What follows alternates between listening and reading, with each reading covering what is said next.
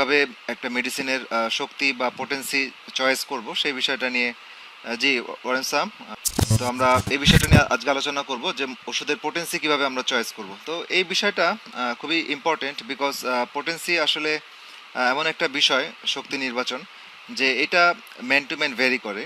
এবং এখানে হ্যানিম্যান তার অর্গানন অফ মেডিসিন বইতে অনেক ইনস্ট্রাকশন বা সুন্দর গাইডলাইন দিয়েছেন, তো আমরা সেটা ফলো করব।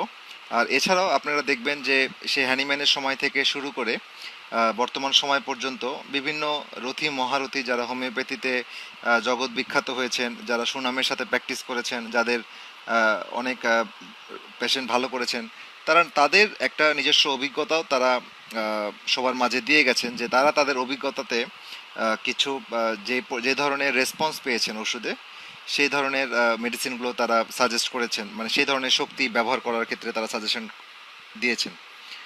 তো সেই সবগুলো নিয়ে কিছু আলোচনা করা যাবে। তো আমরা এখন আহ, মূল কথায় আসি যে আমাদের ওষুধ, আমরা সাধারণত জানি যে এখানে হোমিওপ্যাথি ওষুধ কয়টা, একটা হচ্ছে ডেসিমেল বা দশমিক পর্যায়ের শক্তির ওষুধ, যেটাকে আমরা এক্স দিয়ে প্রকাশ করি। আরেকটা হচ্ছে সেন্টিসিমাল বা শততমিক পদ্ধতি। আরেকটা পদ্ধতি হচ্ছে আমার এলএম বা 50 সহস্রতমিক পদ্ধতি। তো এই তিন রকম পদ্ধতি আমরা জানি শক্তির ক্ষেত্রে। আমাদের ওষুধ হচ্ছে পোটেন্টাইজেশন অ্যান্ড সাক্কাশন, এই দুইটা পদ্ধতিতে এই শক্তিকরণ করা হয়। তো এই শক্তিকরণ করার পরে আমাদের মেডিসিনটা ব্যবহার উপযোগী হয়, আমরা তারপরে আমরা ব্যবহার করি। তো এই ইউজুয়ালি সি পোটেন্সি এবং এই এক্স পোটেন্সি, এই দুইটার ব্যবহারের পদ্ধতি অনেকটা একই রকম। কিন্তু এলএম পোটেন্সি বা সহস্রতমিক যেই পোটেন্সির আমরা জানি, সেটার পদ্ধতি একটু ডিফারেন্ট। তো আমরা প্রথমে সি পোটেন্সি বা লো এক্স পোটেন্সি এই বিষয়টা আলোচনা করি, যে আহ, যে আমরা কি কি ধরনের পোটেন্সি আমরা ব্যবহার করতে পারি বা কোন কোন ক্ষেত্রে ইন্ডিকেশন। আমরা আজকে আলোচনাটা আসলে খুব বেশি, আপনারা অনেকেই ভালো জানেন, অনেকে আমার চেয়ে অনেক ভালো জানেন, হ্যাঁ, এটা কোনো সমস্যা না, কিন্তু কিছু বেসিক বেসিক বিষয় ডিসকাশন করতে যাচ্ছি, যে ইন্ডিকেশন মানে গ্রস ইন্ডিকেশনটা কি, মানে কখন কোন পোটেন্সি আমরা ব্যবহার করব। অনেক সময় আমরা রাইট মেডিসিন চয়েস করার পরেও সঠিক পোটেন্সি সিলেকশন করতে না পারার কারণে আমাদের কাঙ্ক্ষিত রেজাল্ট আমরা পাই না। তো সেই বিষয়ে পোটেন্সিটা খুব ইম্পর্টেন্ট, এবং পোটেন্সি বুঝতে গেলে আমাদের কিন্তু অনেক একটু ডিপ নলেজ লাগবে কিছু কিছু ক্ষেত্রে। তো যাই হোক, আমরা একটু আলোচনা করি। আমি এখন যে বইটা থেকে আলোচনা করছি, আমি আসলে সবগুলো বই একই রকম, আমি এক এক সময় এক এক বই থেকে আলোচনা করি, এটা কোনো সমস্যা না। আপনারা আপনাদের যে কোনো বই পড়তে পারেন, তবে আমি যেসব বই সাজেশন করি এই বইগুলো ভালো। হ্যাঁ, আপনারা আপনাদের কাঙ্ক্ষিত বইয়ের পাশাপাশি অন্যান্য বইগুলো পড়বেন। পোটেন্সি নিয়ে অনেক বই আছে, আপনার ভালো ভালো বই আছে, পড়বেন। তো আমি এখন এই বইটা হয়তো অনেকে কালেকশন করেছেন, এই বইটা থেকে একটু আলোচনা করছি। যাদের কাছে আছে তারা বের করতে পারেন। 58 পেজ, 58 পেজে পোটেন্সি সিলেকশন, এখানে কিছু ইনফরমেশন দেওয়া আছে, অল্প কথায় খুব ভালোভাবে লেখা আছে যে সেন্টিসিমাল পোটেন্সি, যেটা শততমিক যে পোটেন্সি, সেটা হচ্ছে আমরা কি জানি সাধারণত বাজারে যেটা পাওয়া যায় 3C থেকে পাওয়া যায়। 1Cও পাওয়া যায় খুব কম, এখন আসলে বাস্তবে যেটা পাওয়া যাচ্ছে সেটা নিয়ে কথা বলি।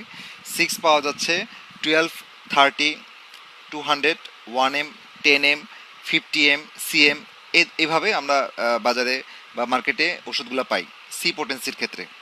আর হচ্ছে এটাকে শততমিকও বলে। আরেকটা হচ্ছে আমার এক্স বা দশমিক 1/10, যেটা এক্স, এক্স পোটেন্সি হচ্ছে আপনার 1X, 3X, এরকমভাবে পাওয়া যায়। আর ফ্রান্সের ওরা সি পোটেন্সি ওখানে পাওয়া যায়, তবে ওখানে একটু ভেরিয়েশন হয়। ফ্রান্সের ওখানে 5C, 7C, 9C, 15C এরকম শক্তির ওষুধ ওখানে পাওয়া যায়। আর selection of a particular potency is somewhat controversial. তো এখানেও দেখেন যে পোটেন্সি নিয়ে কিন্তু কোনো ডাক্তার এখন পর্যন্ত হ্যাঁ একটা কথা আসতে পারে নাই, কারণ এখানে আসা যায় না। এখানে আপনার যেহেতু এটা এটা একটা জিনিস মনে রাখবেন, যে human treat a patient or treat a human being is not a mechanical one. এই কথাটা মানে কিন্তু খুব গুরুত্বপূর্ণ, যে মানুষ কিন্তু যন্ত্র না। মানুষকে কিন্তু একটা যে কোনো ফর্মুলাতে আপনি বেঁধে ফেলতে পারবেন না। যদি পারতেন তাহলে ইঞ্জিনিয়ার আর ডাক্তার কিন্তু এক হতো না। ইঞ্জিনিয়ারদের একটা ফর্মুলা যদি দিয়ে দেন, তারা কিন্তু সব ফর্মুলা যদি দিয়ে দেন সবার জন্য একটা প্রযোজ্য করবে। ল্যাপটপ কিভাবে তৈরি করে, কোন পার্টসের পরে কোন পার্টস বসবে, একটা গাড়ি কিভাবে তৈরি হয়, কোন পার্টসের সাথে কোন পার্টস যুক্ত হবে, এখানে যদি একটা ফর্মুলা আপনি করে একটা যদি একটা করে রাখেন, তারপরে আরেকজন ইঞ্জিনিয়ার এসে সে হুবহু এটা দেখে দেখে যদি ওই প্যাটার্ন ফলো করে, তাহলে সে একটা গাড়ি তৈরি করে ফেলতে পারবে বা একটা কোনো কিছু তৈরি করে ফেলতে পারবে, কারণ একটা সিস্টেম ফলো করে। বাট হিউম্যান বিইং, যেটা হ্যানিম্যান খুব ভালোভাবে বুঝতে পেরেছিলেন, যে human being is not a machine, like it is not a mechanical parts, it is totally biological organ. So biological organ কিন্তু এটা অনেক কমপ্লেক্স, অনেক জটিল একটা বিষয়, সেটা কিন্তু জাস্ট মেশিনের মতো না। এই জন্যই হ্যানিম্যান ইন্ডিভিজুয়ালাইজেশন কথাটা খুব গুরুত্ব সহকারে বলেছিলেন, যে আপনাদের প্রত্যেকটা মানুষকে ইন্ডিভিজুয়ালাইজ করতে হবে। যে আমি আমার একটা ক্লাসে আপনাদের বলে শেয়ার করেছিলাম যে আমরা আমরা ছিলাম যে আমাদের যে সব বেসিক যে সব চিন্তা ভাবনা সবগুলো কিন্তু আমাদের সেলের নিউক্লিয়াসের মধ্যে যে ডিএনএ আছে, ক্রোমোজোমের মধ্যে যে ডিএনএ আছে, সেই ডিএনএর মধ্যে আল্লাহ তাআলা সব সুন্দর করে জিনগুলা কোড করে রাখছে। আমি আবার বলেছিলাম যে কম্পিউটার কিন্তু দেখতেছি, কম্পিউটার একটা মহাবিস্ময়, হ্যাঁ মহাবিস্ময় কম্পিউটার, যে এরা কত ক্যালকুলেশন করতে পারে, কত হিসাব নিকাশ করতে পারে, কত ইনফরমেশন তারা ক্যারি করতে পারে, কত মানে সারা পৃথিবী তথ্য প্রযুক্তি সব কম্পিউটারের মাধ্যমে আসছে। হ্যাঁ, তো কিন্তু এখানে দেখা যাচ্ছে যে কি ডিজিট মাত্র দুইটা, 1 আর 0, বাইনারি, তাই না? আপনারা অনেকে ভালো জানেন বাইনারি। কিন্তু সৃষ্টিকর্তা বা আল্লাহ তালা বা ভগবান, আপনি যাই বলেন, মানে সৃষ্টিকর্তা আমাদেরকে সৃষ্টি করছেন কি আমাদের ডিএনএটার মধ্যে প্রত্যেকটা জিন রেখেছেন এবং জিনটা কোড কোড ভাগ করেছেন। এটাকে বলা হয় সংক্ষেপে তিনটা নিউক্লিওটাইড বা এগুলা মনোমার মিলে হচ্ছে একটা কোডন, তিনটা কোডন মিলে একটা সেট। তার মানে দেখেন কম্পিউটার হচ্ছে দুইটা বিষয়, 1 আর 0, আর আমার জিনটা হচ্ছে ডিএনএ হচ্ছে তিনটা মানে কোড, তিনটা নিউক্লিওটাইডের সমন্বয়ে একটা কোড। তার মানে আমরা 3 ডিজিটের, যদি সহজভাবে বলি আমরা তিনটা, মানে আমাদের তিনটা ভেরিয়েশন আর কম্পিউটার দুইটা। তাহলে জাস্ট কম্পিউটারের সাথে আমরা তুলনা করি, কম্পিউটার দুইটা ডিজিট দিয়ে যা করতেছে, হ্যাঁ পৃথিবী পুরা কন্ট্রোলে নিয়ে নিয়েছে। ইভেন আর্টিফিশিয়াল যে ইন্টেলিজেন্স, কৃত্রিম বুদ্ধিমত্তা, সেটাও কিন্তু এই বাইনারি ডিজিটে করতেছে। আর আল্লাহ তাল্লাহ আমাদেরকে তিনটা ডিজিট দিয়ে বানাইছেন। তাহলে আপনি চিন্তা করেন হিউম্যান বডি এবং হিউম্যান ব্রেইন, হিউম্যান অর্গানিজম, এটা কত কমপ্লেক্স। এটাকে আপনি কখনোই একটা খাতার মধ্যে লিখে দিতে পারবেন না যে একই রকমভাবে এই মানুষটা এই মানুষটা।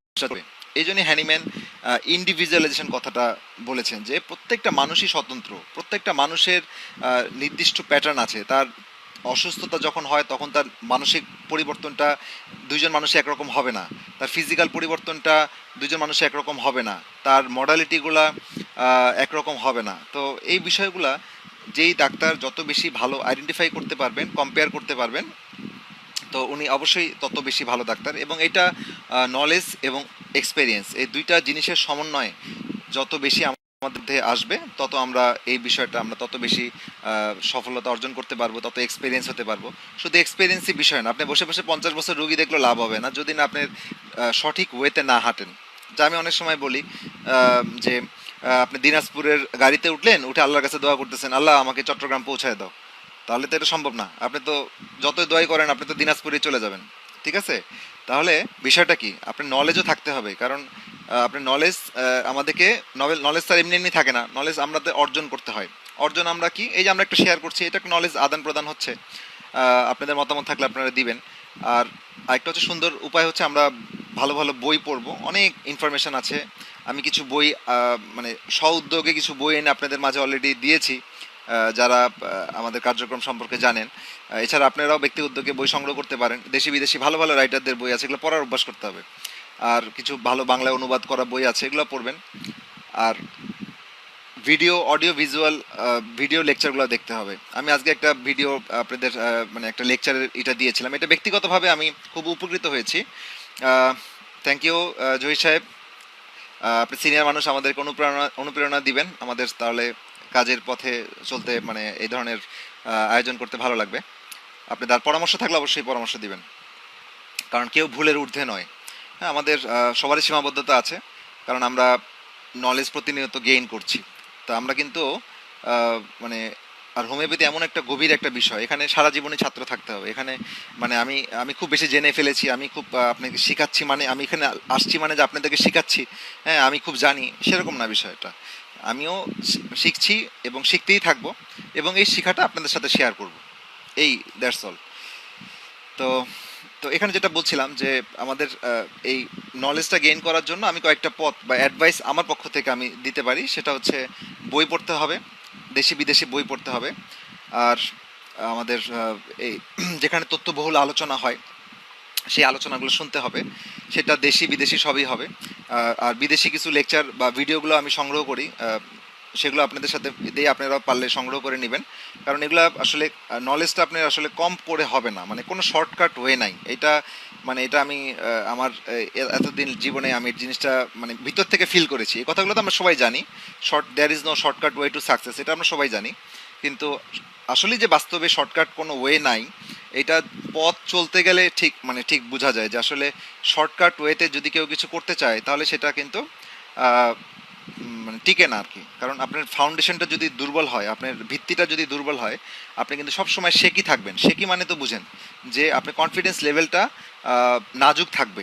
হ্যাঁ, আপনি মনে করেন শক্তি মাত্রা সম্পর্কে আপনি খুব বেশি আহ, দখল নাই, তাহলে আপনি বারবার জিজ্ঞেস করবেন আমি কি এটা দিব নাকি আমি ওইটা দিব, আমি রোগীর ভাইটাল ফোর্স কি বুঝলাম না, আমি কখন কোনটা পোটেন্সিতে যাব, আমি কি লো পোটেন্সি, আমি হাই পোটেন্সি, আমি মিডিয়াম পোটেন্সি, হ্যাঁ নাকি এলএম পোটেন্সি, নাকি নিম্ন শক্তি উচ্চ শক্তি, মানে এই সব বিষয়গুলো আপনার ফাউন্ডেশন যদি দুর্বল থাকে, আপনি কিন্তু এক লেকচারে আপনাকে উদ্ধার করা কঠিন। লেকচার আপনার সব লেকচারই শুনবেন, শুনে আপনি নিজস্ব একটা ধারণা নেবেন, কিন্তু সাথে সাথে আপনাকে বই পড়তে হবে। বইয়ের কোনো বিকল্প নাই, বই আমাদের প্রকৃত বন্ধু। এবং বই পড়ে আপনারা পরস্পরের সাথে ডিসকাশন যদি করেন সেটা আরও ভালো। যে জি আলহামদুলিল্লাহ, আমিনুল ইসলাম ভালো আছি। আহ, তো আমাদেরকে বই পড়তে হবে, আমাদের জ্ঞানী ডাক্তারদের বা বিভিন্ন টিচার, ওয়ার্ল্ড ওয়াইড টিচার যারা আছেন তাদের ভিডিওগুলো দেখতে হবে আর কি। তো যাই হোক, আমি যেটা আলোচনা করছিলাম, আচ্ছা বইটা দেখতে চেয়েছিলেন, বইটা অনেকে সংগ্রহ করেছেন। আহ, এটা একটি বই, আমি বলছি না যে এই বইটাই সব। এই বইটা আপনারা আমি এখন আপনাদের সাথে আলোচনা করছি কারণ এখানে সংক্ষেপে কিছু কথা লেখা আছে, আমার ধরতে সুবিধা হবে। আপনারা আমি 58 পেজটা বের করার জন্য বলছি, 58 পেজ পড়তে পারেন। যাক, আমি মূল ট্র্যাকে আসি, যেখান থেকে আমি চলে গেলাম, মানে একটা প্রসঙ্গ থেকে আরেক প্রসঙ্গে চলে গেলাম। সেটা হচ্ছে আমার কম্পিউটারের সাথে আমার হিউম্যান বডিটা আমি তুলনা করছিলাম যে কম্পিউটার তো 2 ডিজিটে, তাহলে আমি সুপার সুপার কম্পিউটার। কারণ 2টা ডিজিট দিয়ে পৃথিবীতে এলোমেলো করে ফেলছে কম্পিউটার, আর আমার 3 ডিজিট। আল্লাহ তালা আমাকে অসীম শক্তি দিয়ে পাঠাইছেন, আমাকে বিজয়ী করে পাঠাইছেন। কিন্তু আমরা যদি নিজেকে এই জ্ঞানটা অর্জন না করার কারণে নিজে যদি দুর্বল হয়ে থাকি, তবে কিন্তু আমরা নিজের শক্তিটা কখনোই বুঝতে পারবো না। তো এটা আমাদেরকে আসলে মানে বের করতে হবে।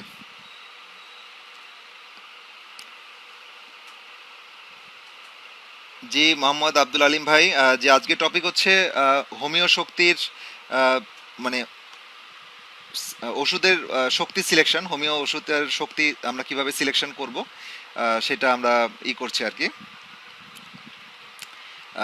আমরা আলোচনা করছি, তো আপনার সাথেই থাকেন ইনশাল্লাহ। আর যে কোনো পরামর্শ সবাই দিতে পারবেন, আপনাদের পরামর্শ সবাই আমরা নেওয়ার জন্য আমরা open, we are open, it is a discussion, okay, it is a open discussion.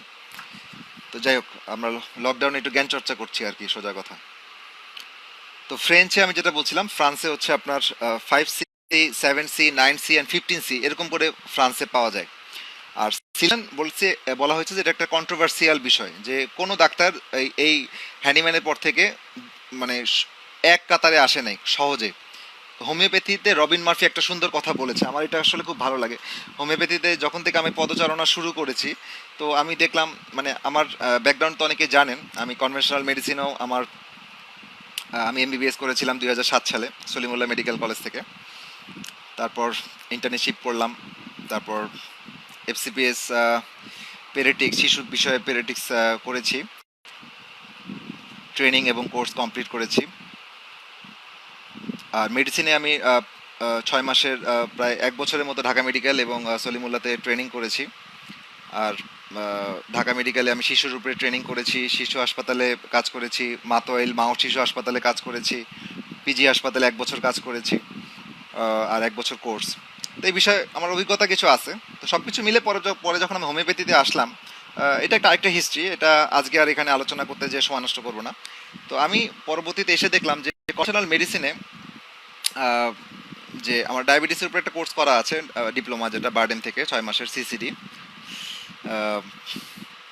তো যাই হোক, আমি যখন হোমিওপ্যাথিতে আসলাম তখন যে বিষয়টা ছিল সেটা হচ্ছে আহ, এখানে এসে দেখলাম যে অনেক অনেক গভীরতা, কিন্তু এই গভীরতা বোঝার মতো মজা, আসলে মজা পেতে গেলে কিন্তু আপনাকে নলেজ, মানে নলেজ থাকলে আসলে মজাটা পাওয়া যায়। একটা ইনফরমেশন দিল, মানে রবীন্দ্রনাথের গল্পটাও বা কবিতাটাও যদি এক একজনের কাছে এক এক রকম ভাবে ধরা দেয়, ক্লাস ফাইভের একটা স্টুডেন্ট কাছে যেভাবে ধরা দিবে, আবার পিএইচডি একটা স্টুডেন্টের কাছেও সেভাবে ধরা দিবে না, হয়তো গভীরতাটা এক একজন এক একভাবে মাপতে পারবে। তো হ্যানিম্যানের গভীরতা বা অর্গান অফ মেডিসিন যে সেরা একটা বই মেডিকেল ইতিহাসে, সেটা আসলে মেডিকেল সায়েন্সের টোটাল নলেজটা থাকলে জিনিসটা বুঝতে খুব ভালো লাগে। মানে আসলে ডাক্তাররা খুব ভালো বুঝে। তো এই জন্য আমি ভালো লাগে। তবে এখানে সমস্যা হয়ে গেছে কি, এখানে যখন আমি করলাম তখন আমি এখানে যে এসে বললাম যে ব্যাপার কি এখানে, জিনিসটা সবাই তো বলে হোমিওপ্যাথি খুব সহজ, হ্যাঁ, যার নাই গতি সে পরে হোমিওপ্যাথি, এরকম একটা মানে গল্প আমরা বা এরকম মানে ব্যঙ্গাত্মক কথা এরকম শোনা যায়। তো পরে এটার আবার পজিটিভনেস, পজিটিভভাবে এটাকে ব্যাখ্যা করেছে। তো যাই হোক, পরবর্তীতে আমি যখন এখানে পদচারণা করি, তো তখন দেখলাম যে না, এখানে তো অনেকগুলো বিষয় আছে। যেমন এলোপ্যাথিকে ইন্ডিভিজুয়ালাইজেশন কথাটা খুব একটা চলে না, ইন্ডিভিজুয়ালাইজেশন নাই। যেমন জ্বর আসলো, তো জ্বর আসলে কমনলি সবাই কিন্তু প্যারাসিটামল দেওয়া হয় জ্বরটাকে সাপ্রেস করে দেওয়ার জন্য, কিন্তু জ্বরটা কিন্তু একটা লক্ষণ, সিমটম, এটা কিন্তু কোনো অসুখ না, এটা যে কোনো অসুখের লক্ষণ। সেটা আপনার নিউমোনিয়ার কারণে জ্বর আসতে পারে, সেটা আপনার টাইফয়েডের কারণে জ্বর আসতে পারে, ইনফ্লুয়েঞ্জা বা যে কোনো ফ্লু, সর্দি কাশিতে, ভাইরাল ফিভারে জ্বর আসতে পারে, হ্যাঁ, মেনিনজাইটিসে জ্বর আসতে পারে। তো অনেক কারণেই আপনার জ্বর আসতে পারে। সো জ্বর বা ফিভার ইজ এ সিমটম। তো এই সিমটমটা কিন্তু আমার বডি বাঁচার জন্য আমাকে এটা প্রকাশ করে এটা যেন আমি রেসপন্স করি। কিন্তু আমরা অ্যালো মানে কি, অ্যালো মানে ডিফারেন্ট, তাই না? অ্যালোপ্যাথিতে আমরা সেই জিনিসটাকে আরও সাপ্রেস করে দিচ্ছি, এবং এটার জন্য কিন্তু কোনো ইন্ডিভিজুয়ালাইজেশন নেই, যারই জ্বর তারই নাপা। তো এখানে হয়তো পড়া আছে কিন্তু অনেক, এলোপ্যাথিতে পড়া কিন্তু কম না, এমবিবিএস, এফসিপিএস, এমডি, এমএস, হ্যাঁ, তারপরে আরও অনেক ডিগ্রি আছে। তো এগুলোর পড়া কিন্তু গভীরতা অনেক, কিন্তু আলটিমেটলি ইন্ডিভিজুয়ালাইজেশন বা যা ব্যক্তি স্বতন্ত্র করা, হ্যাঁ, এইটা কিন্তু খুব একটা নাই। নাই মানে নাই, অলমোস্ট নাই।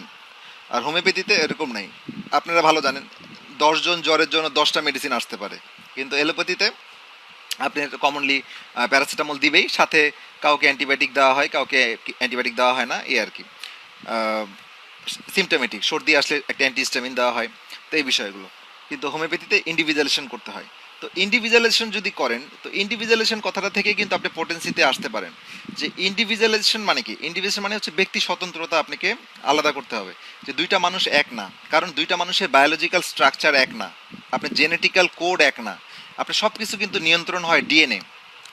অপেক্ষা প্রহর দেখতে পাচ্ছি না, শুধু কি আপনি দেখতে পাচ্ছেন না, নাকি কেউ দেখতে পাচ্ছে না?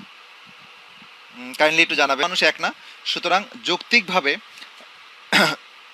দুইটা মানুষের পোটেন্সিও কিন্তু এক নাও হতে পারে, শক্তি মাত্রাটাও এক না হতে পারে, কারণ এই শক্তি মাত্রাটা আপনাকে ইন্ডিভিজুয়ালাইজ করতে হবে, এটাও আপনাকে ইন্ডিভিজুয়ালাইজ করতে হবে। হোমিওপ্যাথির প্রত্যেকটা স্তরে আপনাকে ইন্ডিভিজুয়ালাইজ কথাটা অ্যাপ্লাই করতে হবে। যেই ডাক্তার যত ভালো ইন্ডিভিজুয়ালাইজ করতে পারবে, সে তত ভালো প্র্যাকটিস করতে পারবে, সে তার ওষুধে তত রেসপন্স হবে, এই বিষয়টা। তো যাই হোক, এখানে ultimately, all systems produce excellent results in the hands of a talented prescriber who understand both people and remedies. In general, though there are reliable and valuable guidelines. তো ঠিক আছে ডক্টর লাবণী আমিন, ধন্যবাদ, আপনিও উপস্থিত হয়েছেন। এখানে পোটেন্সি না একটা ইম্পর্টেন্ট মেসেজ আছে, দি পোটেন্সি ডিরেক্টস, আর কথা বুঝতে না পারলে একটু বলবেন, আমি আবার রিপিট করব। The potency directs or aims the remedy towards a particular biological level, with lower potency directed toward the physical level, while the higher potency are directed toward an ever subtler hierarchy of processes, energies and biological intelligence.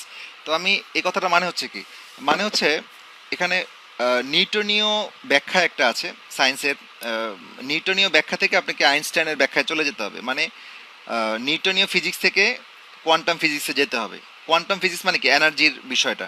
তো homeopathy যখন energy লেভেলে কাজ করে, আমরা বলেছি শক্তি স্তরে কাজ করে, এবং শক্তি স্তরটা যখন উপরে উঠে যায়, কোয়ান্টাম কোয়ান্টাম বা শক্তি স্তরে যখন উঠে যায়, তখন তার লেভেলটা সে অনেক সূক্ষ্ম হয়ে যায়। অনেক সূক্ষ্ম হয়ে গেলে হানিম্যান যে জিনিসটা করার জন্য মানে উনি উল্টা পথে হেঁটেছেন, ট্রেডিশনাল ওয়ে থেকে না হেঁটে উনি ডাইলিউশন এবং সাকাশন এই পদ্ধতি বেছে নিয়েছেন এবং এটা অ্যাপ্লাই করেছেন। হ্যাঁ, মানে জাস্ট উনি ওনার লাইফের জীবদ্দশা আপনারা দেখেছেন যে উনি বারবার বারবার এক্সপেরিমেন্ট করে গেছেন, এই জন্য অর্গাননে একটার পর একটা পরিবর্তন উনি এনেছেন এবং 6 এডিশন পর্যন্ত করেছেন। অনেক ডাক্তাররা বলেন উনি যদি আরও 10 বছর আল্লাহ হায়াত দিত, তাহলে হয়তো ইনালিল্লাহ রাজিউন, ইনশাল্লাহ এটা রেকর্ড করা থাকবে। আপনি মোহাম্মদ আবদুল্লাহ হালিম রিপন ভাই, আপনি পরে শুনতে পারবেন। আপনি অ্যাটেন্ড করেন, আপনার যে আত্মীয় বা যার মৃত্যু সংবাদ আপনি যেতে হচ্ছে, আল্লাহ তালা তাকে জান্নাত নসিব করুক। আসলে এখন এরকম নিউজ আমাদের মাঝে আসতেছেই করোনা ভাইরাসের সময়। জানি না আপনার কি কি সমস্যা। তো যাই হোক, সাবধানে থাকেন, ভালো থাকেন, নিজের প্রোটেকশনটা নিয়ে যান আর কি। আচ্ছা, যাই হোক, আমরা যেটা বলছিলাম,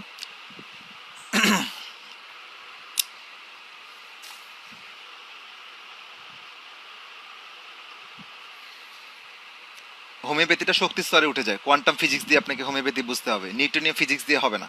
তো এই কারণে এই লোয়ার পোটেন্সি বা ক্রুড ফর্মে মেডিসিনটা ফিজিক্যাল বা টিস্যু লেভেলে কাজ করে।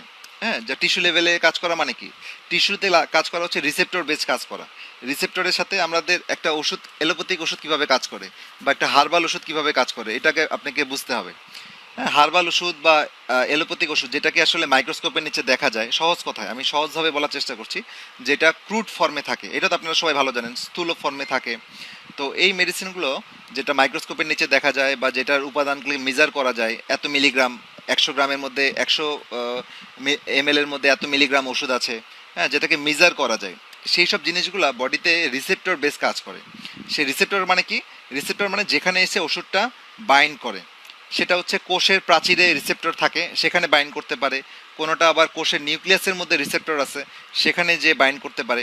সেটা হচ্ছে এই আপনার যে বিষয়টা হচ্ছে আপনার নিউটনীয় ফিজিক্স দিয়ে এটাকে ব্যাখ্যা করতে পারি যে রিসেপ্টর বেস, এটা হচ্ছে ক্রুড মেডিসিন এভাবে কাজ করে, যেটা অ্যালোপ্যাথিকও হার্বাল আমাদের ক্রুড লো পোটেন্সি মেডিসিন।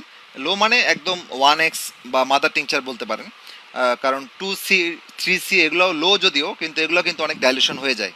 1C মানে কিন্তু 100 টাইম ডাইলুশন, 2C মানে 200 টাইম ডাইলুশন, 3C মানে 300 টাইম ডাইলুশন, মানে কিন্তু অনেক ডাইলুশন। এটা কিন্তু যদি আমরা লো বলি, কিন্তু ডাইলুশন কিন্তু অনেক। তো যাই হোক, যেটা বলছিলাম যে যখন স্থূল ফর্মে থাকে তখন সেটা রিসেপ্টর বেস বিষয়টা থাকে, আর যখন এটা শক্তি স্তরে উঠে যায় তখন সেটা কোয়ান্টাম ফিজিক্স বা এনার্জি স্তরে উঠে যায়। তো এনার্জি স্তরে যখন উঠে যায় তখন সেই মেডিসিনটার কাজ করার গতি প্রকৃতি এই রিসেপ্টর বেস থাকে না, রিসেপ্টরের সাথে বাইন্ড করে সে কাজ করে না। তখন সে নার্ভ দিয়ে বয়ে যায়, শরীরের মধ্যে বিভিন্ন এক্সিস আছে। এই যে হোমিওপ্যাথির সাথে আকুপাংচারে কিন্তু অনেকটা মিল আছে, হ্যাঁ, অনেক মিল আছে। কারণ অনেক ডাক্তাররাই দেখবেন, লাক ডিস্কিপার যার বইটা আমি একটা বই আমি দেখাই, আমার এই বইটা হয়তো অনেকে সংগ্রহ করছেন, আমি কিন্তু বইয়ের বিজ্ঞাপন করছি না ভাই, আবার একটু নেগেটিভ কমেন্ট করেন না। আমি দেখাচ্ছি, এই বইটা আপনারা নিতে পারেন। এখানে আমি চেষ্টা করেছি এই আসসালামু আলাইকুম মহসেনুজ্জন ভাই। ওকে, এটা লাক ডিস্কিপারের বই থেকে নেওয়া। তো লাক ডিস্কিপারের আসলে উনিও কনভার্টেড হোমিওপ্যাথ, ওনার বইগুলো খুব ভালো লাগে, আপনারা পড়েন, অনেক ডিপে আলোচনা করে। এরকম আপনারা অনেক ডাক্তারদের পাবেন, ওনাদের বইগুলো পড়বেন। তো যেটা বলছিলাম যে কোয়ান্টাম ফিজিক্স দিয়ে আপনি যদি আলোচনা করেন, তো তারা কিন্তু দেখা যাবে যে শক্তি স্তরের বিভিন্ন জায়গায় তারা কাজ করে। যেমন আমার যদিও আকুপাংচার বা আকুপ্রেশার সম্পর্কে অনেক গভীর নলেজ নাই, তবে হালকা কিছু নলেজ আছে। সেটা হচ্ছে আকুপাংচারটা ওরা কি বলে, কি চি অ্যান্ড চাই, এরকম বডিতে ইন অ্যান্ড ইয়ান এরকম শক্তির ফ্লো চলে শরীরের মধ্যে দিয়ে। ওই শক্তির ফ্লোতে ওরা যেখান দিয়ে যায় সেই জায়গায় মেসেজ করে বা সেই পয়েন্টে ওরা স্টিমুলেট করে, যেমন জীবনী শক্তিটা উজ্জীবিত হয়। হোমিওপ্যাথিটাও আমরা ওই কোনো ফুটা করি না, কোনো মেসেজ করি না। এটা হানিম্যান আরও সুন্দরভাবে এটাকে শক্তি স্তরে উঠিয়েছেন এবং এটা প্রয়োগ করে উনি ক্লিনিক্যালি কিন্তু এটা ভেরিফাই করেছেন। উনি কিন্তু জাস্ট থিওরিটিক্যাল না যে উঠাইলাম বাস, আমার মানে থিওরিটিক্যালি উঠাইলাম, কিন্তু এটা কাজ করে কি না করে আমি দেখি নাই। কিন্তু হানিম্যান কিন্তু জাস্ট উনি ডাইলেশন করেছেন, উনি শক্তি স্তরে উঠিয়েছেন, উল্টা আসছে না। আচ্ছা যাই হোক, আপনারা আমি পরে ছবি দিয়ে দিব না, আপনাদের পরে দেখে নিন। হ্যানিম্যান যখন শক্তি স্তরে যখন গেল তখন এই ওষুধগুলো কিন্তু এই শক্তি স্তরগুলো স্টিমুলেট করে, স্টিমুলেট করলে এই বডির এই শক্তি স্তরটা স্টিমুলেট হওয়ার কারণে আমার ভাইটাল ফোর্স যেহেতু ডাইনামিক লেভেলে থাকে, তাই না? আমরা তো জানি ডাইনামিক লেভেল মানে কি, ডাইনামিক লেভেল মানে অ্যাবস্ট্রাক্ট নাউন। নাউন তো আমরা জানি অনেক অনেক noun, proper noun, common noun, হ্যাঁ, তারপরে আরও কাউন্টেবল আনকাউন্টেবল বিভিন্ন নাউন আছে না, হ্যাঁ। তো অ্যাবস্ট্রাক্ট নাউন একটা নাউন আছে, যে নাউন কি ধরা ছোঁয়া যায় না। তো ওরকম বিষয়টা যে এনার্জিটাকে ধরা ছোঁয়া যায় না, তো এটার আরেকটা নাম হ্যানিম্যান দিয়েছে ডাইনামিক। তো ডাইনামিক পর্যায়ে পৌঁছাতে গেলে জি ওয়ালাইকুম সালাম রেবেয়া মির্জা, আপনাকেও আমন্ত্রণ।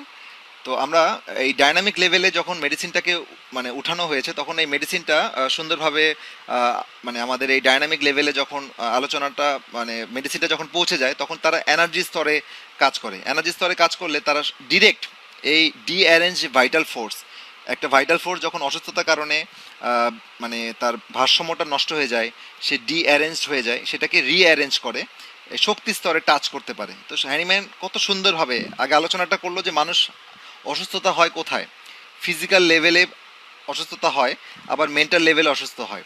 তো ম্যাক্সিমাম ক্রনিক ডিজিজই মেন্টাল লেভেল থেকে শুরু হয়, বা ইমোশনাল লেভেল থেকে শুরু হয়, বা অ্যান্ড্রোক্রাইন লেভেল থেকে শুরু হয়, বা নিউরোনাল বা নার্ভাস সিস্টেম লেভেল থেকে শুরু হয়। NMS neuron, emotional, endocrine, immune system, এটা একটা এক্সিস আছে। এই এক্সিসে একটা রাজন শঙ্করনের বইয়ে দেখবেন যে এখানে সুন্দরভাবে ইএনভি এক্সেস একটা দিয়েছে, ইএনএম, ইএনএম একটা এক্সেস আছে, ওই এক্সেসে আপনার শক্তি স্তরে এটা কাজ করে। তো যাই হোক, আমি যেটা বলছিলাম যে হ্যানিম্যান এই জিনিসটাকে সুন্দরভাবে উপলব্ধি করতে পেরেছেন, করার পরে উনি মেডিসিনটাকে শক্তি স্তরে উঠেছেন, যে কারণে আমরা দেখছি যে ভাইটাল ফোর্সকে যখন ঠিক করে দিচ্ছি আমরা আমাদের বডি তখন সুন্দরভাবে রেসপন্স করছে বা রিঅ্যারেঞ্জ হয়ে যাচ্ছে। তো এই জন্য লো পোটেন্সির যে মেডিসিন, লো পোটেন্সির মেডিসিনটা ক্রুড ফর্মে থাকে, এটা নিউটনীয় ফিজিক্স দিয়ে ব্যাখ্যা করা যায়, কিন্তু হাই পোটেন্সির মেডিসিন এটা কোয়ান্টাম ফিজিক্স দিয়ে ব্যাখ্যা করতে হবে। তো যাই হোক, তো এই জন্যে লো পোটেন্সি সাধারণত ফিজিক্যাল ট্রমা থাকলে আমরা ব্যবহার করি, এবং হাই পোটেন্সি মেন্টাল সাইকোলজিক্যাল বিষয়গুলোতে কাজ করে। আচ্ছা, এখানে পোটেন্সির অ্যাফিনিটি, এখানে একটা সুন্দর বিষয় আছে, পোটেন্সি অ্যাফিনিটি, সেটা হচ্ছে ভেরি লো পোটেন্সি, যেমন এখানে বলা আছে 3x or 6x, এটা low potency, work on a gross or material level directly affecting the level of cell and biochemistry.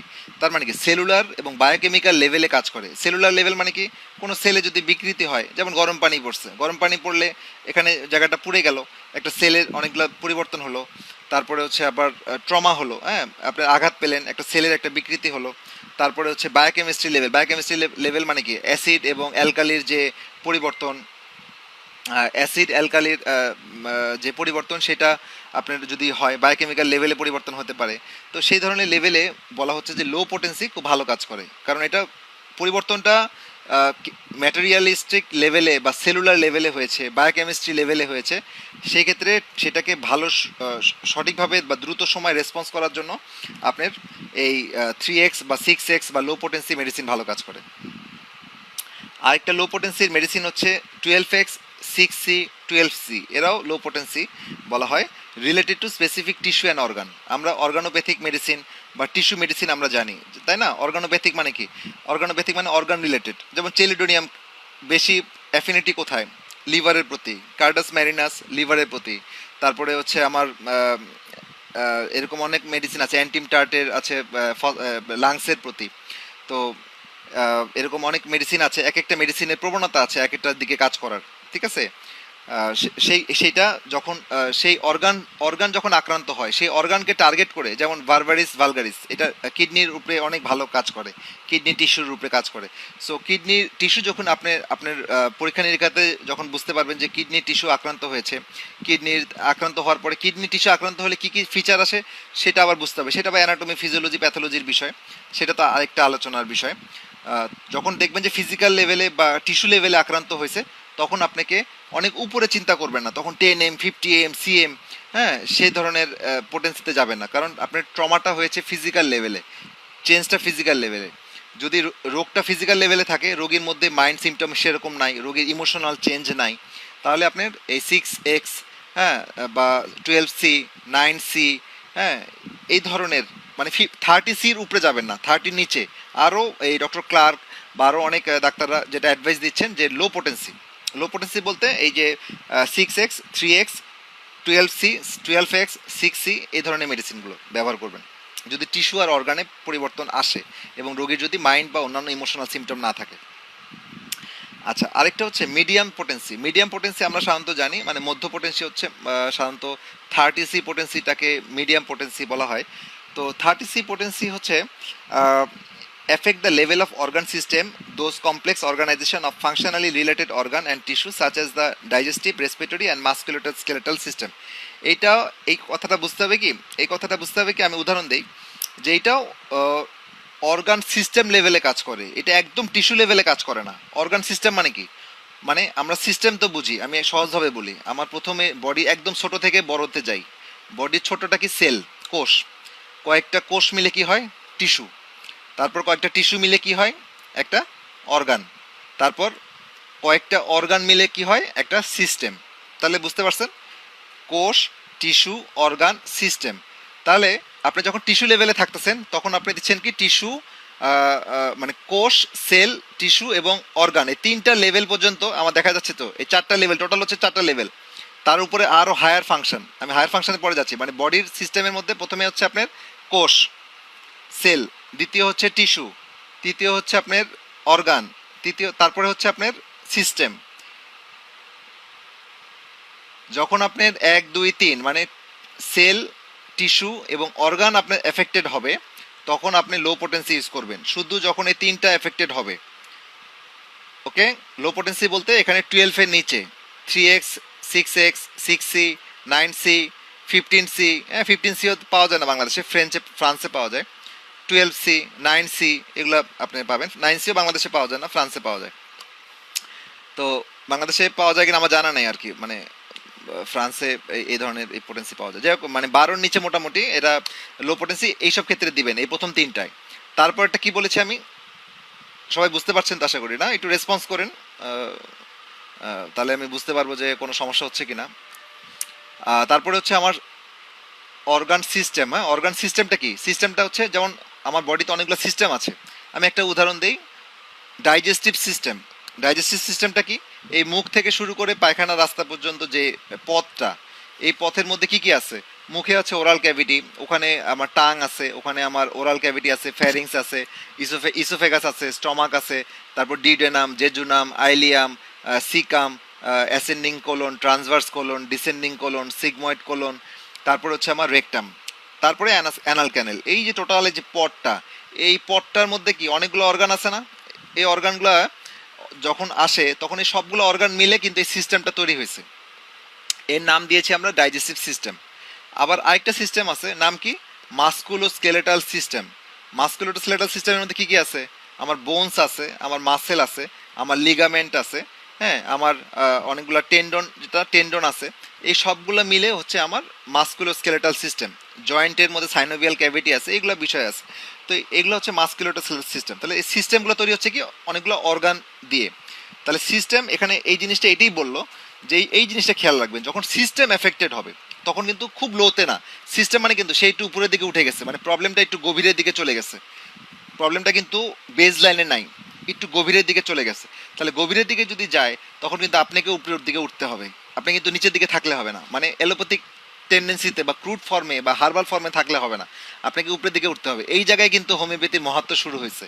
এইসব জায়গায় কিন্তু যত উপরে উঠবেন অন্য প্যাথি কিন্তু শেষ, আপনার তখন পথ চলা শুরু, অন্য প্যাথি কিন্তু এখানে শেষ, সেটা এলোপ্যাথি বলেন হার্বাল বলেন, ওরা কিন্তু আপনার এই আরও উপরে উঠলে এই জায়গাটা টাচ করতে পারবে না, যেটা আপনি আমি পারবো ইনশাল্লাহ। আমাদের সাথে কম্পিটিশনে মেডিটেশন টিকবে, ইয়োগা টিকবে, আকুপাংচার টিকবে, ওরা আবার টাচ করতে পারে, কিন্তু আমরা আরও সুন্দর। হোমিওপ্যাথি খুব সুন্দর বিকজ সিমটম ম্যাচিং, তো পুরো সাইন্টিফিক, আমার কাছে খুব ভালো লাগে বিকজ আপনার যে সিমটম, ডাইজেস্টিভ সিস্টেমের ধরেন একটা রোগ হচ্ছে আইবিএস এর পুরা মানে কি ইরিটেবল বাউল সিনড্রোম। হ্যাঁ, এইটা কি খাবার হলে কি বদ হজম হয়, বাংলায় আমরা বলি বদ হজম, হ্যাঁ, অনেকে বলে আমাশা, পুরাতন আমাশা, এই ধরনের। তো খাবার খেলে হজম হয় না বা স্পেসিফিক কিছু খাবারে সমস্যা হয়, কেউ শাক খেতে পারে না, কেউ গ্লুটেন জাতীয় খাবার খেতে পারে না, তারপর কেউ দুধ খেতে পারে না, এক একজন এক এক ধরনের খাবারে একটা রিয়াকশন করে, এটা বলা হয় ফুড অ্যালার্জি হতে পারে। তো ধন্যবাদ মোহাম্মদ ইলিয়াস সাহেব। আপনারা যারা সিনিয়র আছেন তারা আমাদের কোথাও ভুল হলে একটু বলে দিবেন, সিনিয়রদের কাছে এটা আমাদের দাবি থাকলো। তো যাই হোক, আহ, তো যেটা হচ্ছে সেটা হচ্ছে আমরা যেটা বলছিলাম যে যখন আপনার লেভেলটা যখন উপরের দিকে উঠে যাবে, ওকে, সিস্টেমে যখন আমরা ইনভলভ করব, সিস্টেমে যখন আমরা ইনভলভ করব তখন আমরা কি করব, আমাদের তখন পোটেন্সিও হাই হবে। তাহলে আমরা কি বললাম, প্রথম তিনটা লেভেলে আমরা দিলাম হচ্ছে লো পোটেন্সি। 4 নাম্বার যখন সিস্টেম ইনভলভ করে গেল, digestive system, muscular system, cardiovascular system. Cardiovascular system মানে কি, হার্ট এবং ব্লাড ভেসেল, এই সবগুলো মিলে যখন একটা তন্ত্র তৈরি হলো কার্ডিওভাস্কুলার সিস্টেম, সেইটা, এই কার্ডিওভাস্কুলার সিস্টেম যখন ইনভলভ হলো তখন আমাকে দিতে হবে 30 পোটেন্সি। এই জায়গায় সিস্টেম যখন ইনভলভ হয় তখন 30 শক্তিটা খুব ভালো কাজ করে, মধ্যবর্তী শক্তিটা খুবই ভালো কাজ করে, এটা প্রমাণিত। হ্যাঁ, অনেক ডাক্তার এটা প্রমাণ করেছে এবং এই জন্য এটা মূল্যায়নটা আসছে 30 শক্তি। তাহলে বোঝা যাচ্ছে সিস্টেম যখন আসবে তখন আপনি 30 পোটেন্সি যাবেন সহজভাবে। যাক, আশা করি বুঝতে পারছেন। রেসপিরেটরি সিস্টেম, রেসপিরেটরি শ্বসনতন্ত্র, যদি ট্রাকিয়াতে প্রবলেম হয়, লাংসে প্রবলেম হয়, আপনি কি এখানে অন্য শক্তি দিতে পারবেন না? অবশ্যই পারবেন, আমি বলছি না দিতে পারবেন না, তবে 30 শক্তি যখন সিস্টেম, শুধু সিস্টেমের মধ্যে থাকবে, আমি শুধু কথাটা এখানে যোগ করে নেবেন, তাহলে কিন্তু আর ঝামেলা হবে না। মানে এখানে মাইন্ডের কথা আমি বলছি না, এখানে ইমোশনাল বিষয়ের কথা বলছি না। যদি মাইন্ড ইমোশনাল থাকে তখন আপনি একটু হায়ার পোটেন্সি উঠতে পারেন, কিন্তু যদি শুধু সিস্টেম ইনভলভ থাকে, মাইন্ড প্রমিনেন্ট না, তখন আপনি 30 দিবেন। সহজটা মনে রাখেন, এর চেয়েও আপনার ভালো ভালো প্র্যাকটিস করেন, সেটা করতেই পারেন। কারণ দুইটা মানে পোটেন্সি নিয়ে কিন্তু কেউ এক কাতারে আসবে না। রবিন মার্ফির কথাটা এখানে একটু রিপিট করি, হোমিওপ্যাথি এমন একটা সাবজেক্ট যেই সাবজেক্টে সবচেয়ে বেশি মতভেদ, মত পার্থক্য, বিভিন্ন মতবাদ। কারণ কি, কারণ এখানে ইন্ডিভিজুয়ালাইজেশন হওয়ার সুযোগ আছে। আমার মতের সাথে আপনি মিলবেন না, আপনার মতের সাথে আরেকজন মিলছে না, তো যাই হোক সেটা নাও মিলতে পারেন, কিন্তু আপনি এক্সপিরিয়েন্স দিয়ে আপনি পার্থক্য করেন। আপনি এক্সপিরিয়েন্সে দেখলেন যে না এটা ভালো, আপনি করেন, কোনো সমস্যা নেই। কিন্তু একটা রুল অফ থাম বলে আমাদের মেডিকেল সায়েন্সে, একটা কথা আছে রুল অফ থাম, মানে গড় পড়তায় একটা কমন একটা ফরম্যাট আমাকে জানতে হবে, তারপরে সেটা আপনার এক্সপেরিয়েন্সের সাথে এটা ভ্যারি করতে পারে। আপনি এক্সপেরিয়েন্সের সাথে আপনি দেখে আপনার রোগী দেখে দেখে অনেকে অনেক কিছু বলে ফেলতে পারে, সেটা হচ্ছে তার এক্সপেরিয়েন্স এবং নলেজ যত বাড়ে, সেটা তার উৎকর্ষতা যত বাড়ে, তখন তার প্র্যাকটিসের প্যাটার্নটা চেঞ্জ হয়ে যায়। সেটা এই বিষয়, এটা আমি আলোচনা করছি, আমরা সবাই অ্যাজ এ হোল একটা কমন ফ্রেমওয়ার্ক যতটুকু আনা যায় সেটা। তো যাই হোক, এবার আসি আমি তাহলে আমরা তিনটা জিনিস বুঝতে পেরেছি না, 30 পোটেন্সি কখন পর্যন্ত ব্যবহার করব, যখন সিস্টেম আক্রান্ত হবে তখন আমরা 30 পোটেন্সি, মধ্যম শক্তি, মিডিয়াম পোটেন্সি। এবার আমরা দেখছি হাই পোটেন্সি। ওকে, হাই পোটেন্সি এখানে বলা হচ্ছে সি পোটেন্সির ক্ষেত্রে 200 সি থেকে 1 কে বলা হচ্ছে হাই পোটেন্সি। ঠিক আছে, আমি আবার দেখাই দিচ্ছি কোন বই রেফারেন্সে কথা বলছি, এই বই রেফারেন্সে কথা বলছি। হাই পোটেন্সি হচ্ছে 200 সি থেকে 1 M potency, affected the overall metabolic and control system including the hormonal, nervous and immune system. এই যে আমি এখানে এই কথাটা একটু এক্সপ্লেইন করব, এটা কিন্তু খুব ইম্পর্টেন্ট, যে আমাদের বডিতে অনেকগুলো সিস্টেম আছে, কিছু সিস্টেম আছে কমান্ড ক্যারি করে, আর কিছু সিস্টেম আছে কমান্ড দেয়। মানে কি, মানে হচ্ছে কিছু আছে বাংলাদেশ ব্যাংক, আর কিছু আছে রিজিওনাল অফিস, ব্রাঞ্চ। সহজ কথা, কেন্দ্রীয় ব্যাংকের কাজ কি, কেন্দ্রীয় ব্যাংকের কাজ কিন্তু বসে বসে দেখবেন, কেন্দ্রীয় ব্যাংকের মধ্যে জনসাধারণের ভিড় কিন্তু অত থাকে না, কিন্তু রিজিওনাল অফিসগুলোতে, পাড়াতে বা এলাকাতে, বিভাগীয় ব্যাংকগুলোতে অনেক ভিড় থাকে। ওরা কিন্তু নীতি নির্ধারক পর্যায়ে থাকে না, নীতি নির্ধারক পর্যায়ে কিন্তু কেন্দ্রীয় ব্যাংক, ওরা আলোচনা করে, ওরা বৈঠক করে, ওরা গভর্নমেন্টের অর্থ মন্ত্রণালয়ের সাথে কাজ করে, অর্থ সচিবের সাথে বৈঠক করে, সব কিছু করে ওরা নীতি নির্ধারণ করে। আপনার financial policy, money laundering policy, এই ইকোনমিক্যাল স্ট্র্যাটেজি, এগুলো তারা ঠিক করে, ঠিক করার পরে তারা সেই পলিসিগুলা এক্সিকিউট করে কার মাধ্যমে, সেই ব্রাঞ্চগুলোর মাধ্যমে। সারা বাংলাদেশে যে ব্রাঞ্চগুলো আছে সেই ব্রাঞ্চগুলোর মাধ্যমে কেন্দ্রীয় ব্যাংকের সিদ্ধান্তগুলো বাস্তবায়িত হয়। তো আমাদের শরীরেও একই রকম কিছু সিস্টেম আছে কেন্দ্রীয় সিস্টেম, আর কিছু সিস্টেম আছে আমার ব্রাঞ্চের মতো, ব্রাঞ্চ সিস্টেম। উদাহরণ দেই, আপনারা সব ভালো জানেন কেন্দ্রীয় সিস্টেমটা কি। কেন্দ্রীয় সিস্টেম হচ্ছে আমার নার্ভাস সিস্টেম। ওকে, নার্ভাস সিস্টেম হচ্ছে আমার বডির, নার্ভাস সিস্টেমটা কি কি অংশ দিয়ে তৈরি, সেন্ট্রাল নার্ভাস সিস্টেম আরেকটা হচ্ছে peripheral nervous system. Central nervous system, peripheral nervous system, দুইটা নার্ভাস সিস্টেম আছে, ঠিক আছে। সেন্ট্রাল নার্ভাস সিস্টেমটা কি দিয়ে কি অংশ দিয়ে তৈরি, এখানে দুইটা জিনিস আছে। সেন্ট্রাল নার্ভাস সিস্টেমে আবার দুইটা অংশ আছে, একটা হচ্ছে ব্রেইন আর একটা হচ্ছে স্পাইনাল কর্ড। আমার মেরুদণ্ডের মাঝখান দিয়ে যেটা চলে গেছে এটা হচ্ছে স্পাইনাল কর্ড। এই দুইটা মিলে হচ্ছে আমার সেন্ট্রাল নার্ভাস সিস্টেম। আচ্ছা, আমি আমি একটু কথা বলি, আমার কথাগুলোকে আপনারা নেগেটিভ সেন্সে নিয়েন না। আমি যখন হোমিওপ্যাথিতে আপনাদের সাথে আসলাম, ভালোবেসে আসলাম, তখন আমি কিছু জিনিস দেখলাম যে এখানে সায়েন্সটা অসাধারণ একটা সায়েন্স। এইটা বুঝতে গেলে অনেক আসলে গভীরতা দরকার। যেমন ইংল্যান্ডে হোমিওপ্যাথিটা কিভাবে করে, আমি যতটুকু খবর নিয়েছি, ওখানে এমবিবিএস ছাড়া, হ্যাঁ, ওরা কিন্তু হোমিওপ্যাথি প্র্যাকটিস করতে পারে না। এমবিবিএস লাগে, অথবা মেডিকেল গ্র্যাজুয়েট লাগে, মেডিকেল নার্স লাগে, অথবা হেলথে আপনার বেসিক মেডিকেল সায়েন্স পড়া লাগে। তারপরে তারা 2 বছরের জন্য হোমিওপ্যাথি পড়তে দেয়। 2 বছর থেকে 6 মাস থেকে 2 বছরের কোর্স আছে, সেভাবে তারা আসে। কারণ কি, কারণ হোমিওপ্যাথিটা কিন্তু খুব সহজ বিষয় না। হোমিওপ্যাথি বুঝতে গেলে সেই তত ভালো বুঝবে যে মেডিকেল সায়েন্সটাকে আয়ত্তে নিয়েছে। কারণ এটা মেডিকেল সায়েন্স যদি আপনার এই রাস্তা দিয়ে চলে, হোমিওপ্যাথি কিন্তু তার উপর দিয়ে চলবে, প্লেনের মতো চলবে। হোমিওপ্যাথিটা অনেক উপরের ট্র্যাকে চলবে। সুতরাং হোমিওপ্যাথিটা মানে অনেকে বলে যে কম পড়ার বিষয়, তারপরে হচ্ছে আপনার কম আলোচনা, মানে কম জ্ঞানের বিষয়, সেরকম না। বিষয়টা হচ্ছে এটা অনেক গভীরতা আছে, অনেক জ্ঞান আছে। সুতরাং এই বিষয়গুলো, এই জন্য আমি বলছি সবসময় চর্চা করতে হবে। তো এই জন্য এই ধারাবাহিকতাটা দেখেই আমি যখন আসলাম, তখন অনেকের মধ্যেই এই দুর্বলতাটা আমি দেখেছি। আমার এটা একটু খারাপ লেগেছে যে খুব ভালো একটা সায়েন্স আর একটু ভালো করা যায় যদি আমাদের কলেজে যেই দুর্বলতাগুলো আমরা ফেস করি হোমিও কলেজে। অ্যানাটমি ফিজিওলজির খুব একটা আমার নলেজ বিল্ড আপ করতে পারি নাই। এটা অনেক কারণেই পারি নাই, সেটা আমার চেয়ে আপনারা ভালো জানেন। তারপরে প্যাথোলজি, মাইক্রোবায়োলজি, ইমিউন সিস্টেম, এই বিষয়গুলো আমরা খুব একটা করতে পারি নাই। তারপরে আমাদের এই সার্জিক্যাল বিষয়গুলো, গাইনোকোলজিক্যাল বিষয়গুলো, পেডিয়াট্রিক্স বিষয়গুলো, অনেকগুলো বিষয় আছে, ক্লিনিক্যাল বিষয়গুলো আমরা অনেক ভালো অর্জন করতে পারি নাই। এটা আমাদের একটা দুর্ভাগ্য। যদি আমরা পারতাম তাহলে আমরা আরও ভালো ডাক্তার হতে পারতাম। এক সেকেন্ড। জি, আমি আবার ফেরত আসলাম, একটা ফোন আসছিল। তো যেটা বলছিলাম যে এই এই সমস্যা বা সীমাবদ্ধতা দেখে আমি একটা কোর্সের আয়োজন করেছিলাম, যেটা নাম দিয়েছিলাম অ্যানাটমি ফিজিওলজি অ্যাডভান্স কোর্স। সেটা আমাদের 6 মাস ব্যাপী কোর্স ছিল। তো এখানে 48টা ক্লাস, প্রত্যেকটা ক্লাস প্রায় 3 ঘন্টা ব্যাপী ক্লাস। সেটা আমি আলহামদুলিল্লাহ আপনাদের দোয়ায় কমপ্লিট করতে পেরেছি।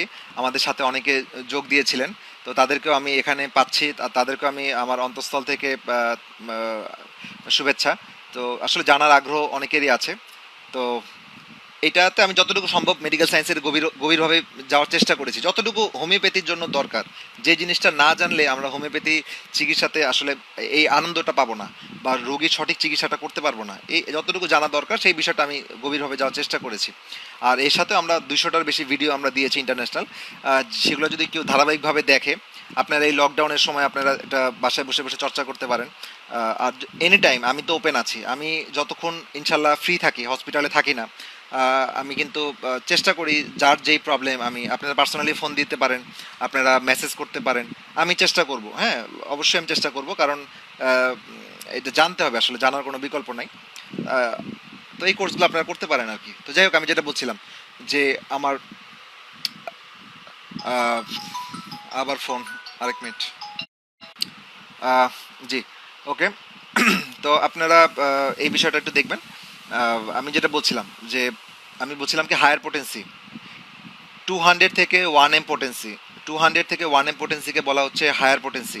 তো এই হায়ার পোটেন্সিতে আমার বডিতে কমান্ডিং যে অথরিটি আছে বডির, সেগুলো যখন নাজুক হয়, সেগুলো যখন উইক হয়ে যায়, সেগুলাকে আমার নিয়ন্ত্রণ করার জন্য, আক্রান্ত যখন হয় সেগুলাকে টাচ করার জন্য, সেগুলাকে স্পর্শ করার জন্য, সেগুলাকে রিঅ্যারেঞ্জ করার জন্য আমাকে হায়ার পোটেন্সিতে যেতে হবে। তো আমি দেখছিলাম যে এখন হায়ার লেভেল কোনটা, আমি উদাহরণ দিলাম কি জানো, কেন্দ্রীয় ব্যাংক আর ব্রাঞ্চ, তাই না? কেন্দ্রীয় ব্যাংকের এক কাজ আর ব্রাঞ্চের আরেক কাজ। আর বডির ক্ষেত্রেও কেন্দ্রীয় সিস্টেম আছে আর পেরিফেরাল সিস্টেম আছে। কেন্দ্রীয় সিস্টেম হচ্ছে আমার ব্রেইন, অ্যান্ডোক্রাইন, ইমিউন সিস্টেম। এই 3টা সিস্টেম আমার কেন্দ্রীয় সিস্টেম, ঠিক আছে? আর বাকিগুলো কিন্তু কেন্দ্রীয় সিস্টেম না, এরা নীতি নির্ধারক না, এরা হচ্ছে বাস্তবায়ন করে। একটা কেন্দ্রীয় সিস্টেমের মধ্যে একটা হচ্ছে আমার হরমোনাল, এই 4টা মনে রাখবেন। একটা হচ্ছে নার্ভাস সিস্টেম, জি, আমি আপনার পরে যোগাযোগ করেন, আমি এটা বলবো, পরে দেখাবো, আমি গ্রুপে দিয়ে রাখবো পোস্ট, আপনারা যারা চাবেন পার্সোনালি যোগাযোগ করেন। এক নাম্বার হচ্ছে নার্ভাস সিস্টেম, দুই নাম্বার হচ্ছে আমার এন্ডোক্রাইন সিস্টেম, তিন নাম্বার হচ্ছে আমার ইমিউন সিস্টেম, চার নাম্বার হচ্ছে আমার হরমোনাল সিস্টেম। এই চারটা সিস্টেম হচ্ছে আমার কন্ট্রোলিং সিস্টেম, অথরিটি। এরা আমার বডির সব কিছু নিয়ন্ত্রণ করে। হরমোন দিয়ে আমি নিয়ন্ত্রণ করি আমি কখন ঘুমাবো, কখন জেগে থাকবো, আমি মোটা হব না আমি চিকন হব, আমার থাইরয়েড ঠিক মতো কাজ করবে কি করবে না, আমার ব্লাড প্রেশার নর্মাল হবে কি হবে না, আমার ইনসুলিন ঠিক মতো কাজ করবে কি করবে না, হ্যাঁ, আমি স্ট্রেস আসি কি আসি নাই, এই বিষয়গুলো। নার্ভাস সিস্টেম কি করে? নার্ভাস সিস্টেমও আমার বডিতে সঠিকভাবে এই এই এই কোষের মধ্যে কি ঢুকবে কি ঢুকবে না, হ্যাঁ, তারপরে আমার শরীর জ্বালা পোড়া করছে কিনা, আমার শরীরের হজম প্রক্রিয়াগুলো হচ্ছে কিনা, ইমিউন সিস্টেম হচ্ছে রোগ প্রতিরোধ ক্ষমতা, রোগ প্রতিরোধ ক্ষমতা ঠিকমতো হচ্ছে কিনা, আমার ব্লাডের সেলগুলো ঠিকমতো ব্যবস্থাপনায় কাজ করছে কিনা। আর হচ্ছে আমার একটা কি বললাম আমি, nervous system, hormonal system, immune system, একটা হচ্ছে এন্ডোক্রাইন সিস্টেম। হ্যাঁ, তো এই সিস্টেমগুলো যখন আমরা দেখলাম, সেগুলো হচ্ছে মেটাবলিক সিস্টেম, সেগুলো হচ্ছে আমার অথরিটিভ সিস্টেম। তো এই সিস্টেমগুলো যখন আক্রান্ত হয়, এই সিস্টেমের আমি কথাগুলো বলতে যে আগের কথাগুলো বলছিলাম, যে এই সিস্টেমগুলো আপনাকে বুঝতে হবে, এই সিস্টেমের কাজ কী, এই সিস্টেম কীভাবে কাজ করে, বডির অ্যানাটমি, ফিজিওলজি, প্যাথোলজি কী। তো এই সিস্টেমগুলো যখন আক্রান্ত হয়ে যায়, তখন আপনাকে যদি বুঝেন যে এই সিস্টেম আক্রান্ত, তখন আপনি দিবেন 200 থেকে 1M। আমি রিপিট করছি, যখন এই সিস্টেমগুলো আক্রান্ত হবে, কন্ট্রোলিং সিস্টেমগুলো যখন আক্রান্ত হবে বডির, তখন আপনি দিবেন 200 থেকে 1M। যখন বডির immune system, nervous system, metabolic system, endocrine system আক্রান্ত হবে, তখন আপনি 200 থেকে 1M। ওকে। আর অন্যান্য সিস্টেম যেগুলো বললাম, সেগুলো আপনি 30 পোটেন্সি দিবেন। যত গ্রস যাবেন তত আপনি পোটেন্সি নামাবেন, আর যত হায়ার দিকে উঠবেন পোটেন্সি বাড়াবেন। এরপরে আরেকটা ইম্পর্টেন্ট হচ্ছে যে very high potency. Very high potency কি? 10M, 50M, CM, এগুলো হচ্ছে ভেরি হাই পোটেন্সি। আমি কিন্তু LM নিয়ে কথা বলছি না, আমি হচ্ছে সি পোটেন্সি নিয়ে কথা বলছি। যদি আজকে আলোচনাটা বেশি লম্বা হয়ে যায়, আমি হয়তো LM পোটেন্সিতে যাবোই না। LM পোটেন্সি নিয়ে হয়তো আরেকটা সেকেন্ড একটা আলোচনা করব, পার্ট 2 নিয়ে। আমি হয়তো আজকে সি পোটেন্সিতেই থাকি, কারণ প্রত্যেকটা আলোচনাতেই প্রত্যেকটা লাইন তো ওরা একটা বলে ছেড়ে দেয়, কিন্তু এই লাইনের গভীরতা যে কত বেশি, কথা বললে অনেক কথা বলা যায়। তো এই জন্যেই হয়তো আলোচনাটা সংক্ষেপে না করে বিস্তারিতই হোক, কিন্তু জিনিসটা যেন ভালো হয়। তো ভেরি হাই পোটেন্সিটা কি? ভেরি হাই পোটেন্সি হচ্ছে 10M, 50M, CM। তো এইটা কি করে, কোন কোন ক্ষেত্রে আমরা এটা ব্যবহার করব? যখন আমার অর্গানিজম, পুরো বডিটাকে বলা হয় অর্গানিজম, অর্গানিজমটা যখন ডিপেস্ট লেভেল অফ বায়োলজি, মানে আমার বায়োলজিক্যাল সিস্টেম যখন ডিপ লেভেলে আক্রান্ত হয়, ডিপ লেভেলে যখন আক্রান্ত হয়, বা সাইকোলজিক্যাল লেভেলে আক্রান্ত হয়, মানে মানসিক লেভেলে, ইমোশনাল লেভেলে। ধন্যবাদ তাজুল ইসলাম, আপনি কমপ্লিমেন্টের জন্য। আপনিও থাকেন আমাদের সাথে, কোনো কিছু অ্যাড করতে চাইলে করতে পারেন। তো আমাদের বডি যখন সাইকোলজিক্যাল বা ইমোশনাল লেভেলে যখন আক্রান্ত হয়, তখন আমরা কি করি? তখন আমরা বিষয়টা, তখন আমরা ভেরি হাই পোটেন্সি আমরা মেডিসিন দিতে হয় আমাদের, কারণ ওই সূক্ষ্ম লেভেল টাচ করার জন্য আমার কিন্তু তখন লো পোটেন্সি দিলে লাভ হবে না। তাহলে আমাকে প্রথমে আগে অ্যানালাইসিস করতে হবে। প্রথমে আমি অ্যাজ এ ফিজিশিয়ান হিসেবে আমি প্রথমে দেখব যে আমার শরীর কোন লেভেলে আক্রান্ত হয়েছে। আমার শরীর কোন লেভেলে আক্রান্ত হয়েছে সেটা যদি আমি বুঝতে পারি, তখন আমি মেডিসিনে যাব। ঠিক আছে, আমি মেডিসিনের পোটেন্সিতে যাব। যে পোটেন্সি চয়েসটা পরে আসবে, কিন্তু আগে আমি ডায়াগনোসিসটা আমাকে করতে হবে। রোগীর সমস্যা কি, রোগীর কোন লেভেলে সমস্যা, এটা ফিজিক্যাল লেভেলে নাকি, মানে ফিজিক্যাল লেভেল বলতে আমি 3টা লেভেল বোঝাচ্ছি মোটামুটি, সেল লেভেলে নাকি টিস্যু লেভেলে নাকি অর্গান লেভেলে। তারপরে দেখবো যে সিস্টেম লেভেলে কিনা। সিস্টেম লেভেল, একটা লেভেল হচ্ছে সিস্টেম। তারপরে হচ্ছে হায়ার লেভেল। হায়ার লেভেল মানে কন্ট্রোলিং অথরিটিতে প্রবলেম কিনা, হরমোনাল লেভেলে প্রবলেম, নাকি এটা ইমোশনাল, মানে ইমিউন সিস্টেমে প্রবলেম, নাকি নার্ভাস সিস্টেমে প্রবলেম, নাকি মেটাবলিক লেভেলে প্রবলেম। যদি এখানে হয়, আমি 200 থেকে 1M যাব। যদি দেখি যে না, রোগীর প্রবলেম আরও বেশি, ঠিক আছে, তার সাইকোলজিক্যাল প্রবলেম, মানসিক প্রবলেম, ইমোশনাল লেভেলে প্রবলেম, তখন আমাকে টাচ করতে হবে আরও উপরে। তখন আমি যাব 10M, 50M, CM। ওকে, আমার মনে হয় এতটুকু খুব ক্লিয়ার, সবার জন্য ক্লিয়ার।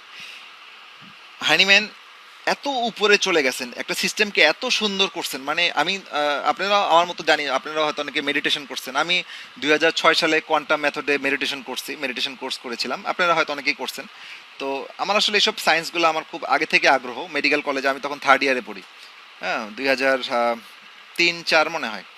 তো ওই সময় হলের ছেলেপেলেরা তো এগুলো আসলে করতে চায় না, পাগলামি করে। এর কি ধরনের চিন্তা ভাবনা, মানে এক একজন এক এক চিন্তা ভাবনা। আমার ওই আগে থেকেই একটু আশেপাশে নড়াচড়া করার একটা অভ্যাস, যে মানুষের জীবনটা কিরকম, মানুষের বায়োলজিক্যাল বিষয়টা কিরকম, আর্টিকেল পাইলে একটু একটু সাইডের একটু ল্যাটারালি একটু হাঁটাচলা করি, ট্রেডিশনালের বাইরে, একটু ট্রেডিশনাল বাইরে, আউট অফ বক্স।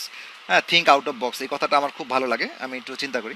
তো তখন মেডিটেশন করলাম, তখন গুরুজি, যে মহাজাত গুরুজি, আহ, তো ওনারা মেডিটেশনটা সম্পর্কে আমি জানলাম। মেডিটেশনটা যখন আমার এই আলফা লেভেল থেকে বিটা লেভেল থেকে গামা লেভেলে চলে যায়, মানে আমরা এনার্জি স্তরে পৌঁছে যাই, হ্যাঁ, পৌঁছে বিটা লেভেলে যে আমরা সাবকনশিয়াস লেভেলে যে আমরা কমান্ড দিই, তখন কিন্তু আলটিমেটলি আমরা এনার্জি স্তরে পৌঁছে যাই।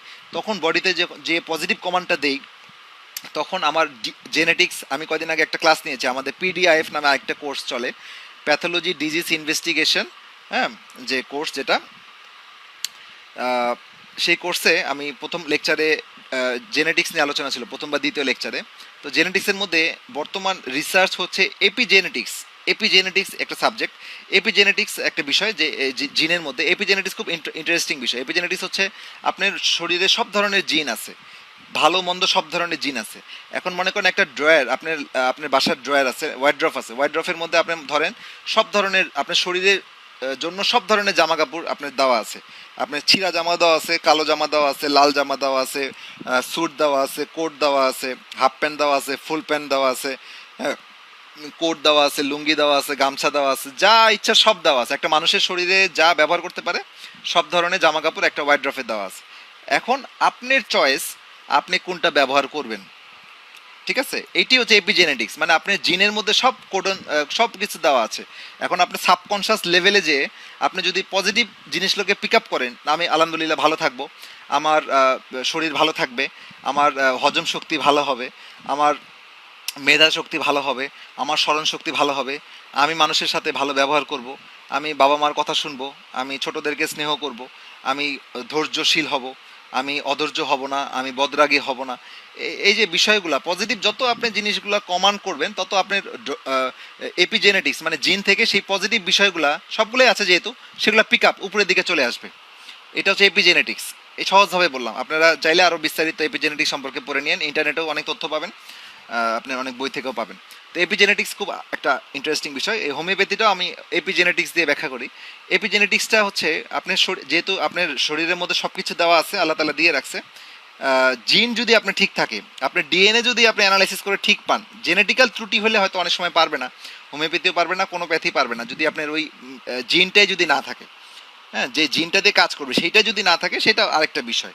কিন্তু যদি থাকে, কারণ ম্যাক্সিমামই থাকে, 99%ই আপনি ধরেন যে জিন ঠিক থাকে, নাহলে আমরা বাঁচতাম না কেউ, আমাদের যে জিন সব ঠিক আছে, কিন্তু তারপরে আমাদের অসুখ।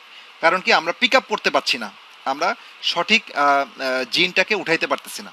উঠাইতে গেলে আমাকে হোমিওপ্যাথির আশ্রয় নিতে হবে, অথবা মেডিটেশন, অথবা আকুপাংচার, মানে এই ধরনের লেভেল, যারা অনেক এনার্জি লেভেলে চিকিৎসা করে, সেই ধরনের চিকিৎসা করলে আপনার এই এপিজেনেটিক্সের জিনগুলোকে উঠানো যায়, ট্রিগার করা যায়, নক করা যায়, যে আহ, আহ, সেই সেই বিষয়গুলো আপনি দেখতে পাচ্ছেন। তো হোমিওপ্যাথিটা আসলে কিন্তু একটা অনেক অ্যাডভান্স সায়েন্স। এটা কিন্তু খুব ছোট সায়েন্স না, এটার জন্য ফিজিক্স জানতে হবে, এটার জন্য বায়োলজি জানতে হবে, এটার জন্য হিউম্যান বডি অ্যানাটমি মানে হিউম্যান বডি জানতে হবে, মেডিকেল সায়েন্স বুঝতে হবে, তাহলে হোমিওপ্যাথি পরিপূর্ণ মজাটা পাওয়া যাবে। এটা অসাধারণ একটা জিনিস, অসাধারণ একটা জিনিস, কিন্তু আসলে ভালো জিনিস সব জায়গায় পৌঁছাবে না, কারণ দিন শেষে সব জিনিসেরই ব্যবসা লাগবে। তো ব্যবসা ছাড়া আসলে কেউ এই পুঁজিবাদ সমাজ ব্যবস্থায় টিকা টিকা কঠিন।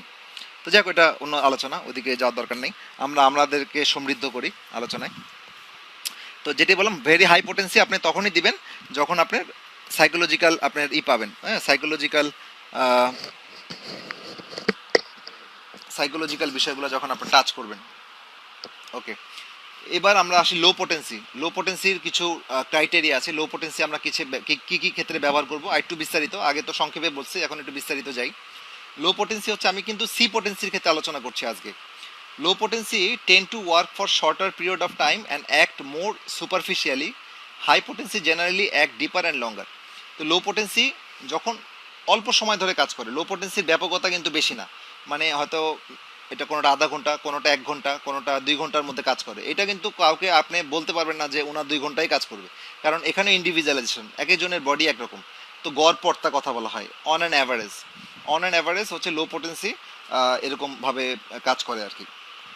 And act more superficially, that means হচ্ছে অনেক হালকা হালকাভাবে কাজ করে, মানে খুব গভীরে কাজ করে না। গভীর মানে কি, আপনি মাইন্ড টাচ করবে না, আপনি সিস্টেমকে ঠিক করতে পারবে না, আপনি টিস্যু লেভেল ঠিক করতে পারবে, আপনি সেল ঠিক করতে পারবে, আপনি অর্গান ঠিক করতে পারবে, রিপিটেডলি দিয়ে আপনি লো পোটেন্সি সেটা করতে পারবে। ওকে। আর 2 নাম্বার হচ্ছে, if one is a beginner, যদি একজন নতুন হয় হোমিওপ্যাথিতে, student or unsure or of how to proceed, don't use higher than 30 potency, it will still work quite well. এটা একটা অ্যাডভাইস দেওয়া হয়েছে যদি কেউ হোমিওপ্যাথিতে নতুন হয়ে থাকে, যদি উনি হোমিওপ্যাথিতে খুব বেশি পারদর্শিতা এখন অর্জন করতে পারেন নাই, বা কোনো স্টুডেন্ট তাদের জন্য।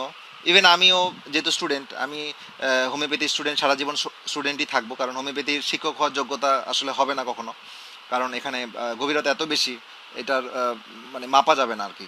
তো যেহেতু আমি এই জন্য আমিও কিন্তু 30 potency খুব ভালো ব্যবহার করি, অনেক বেশি ব্যবহার করি।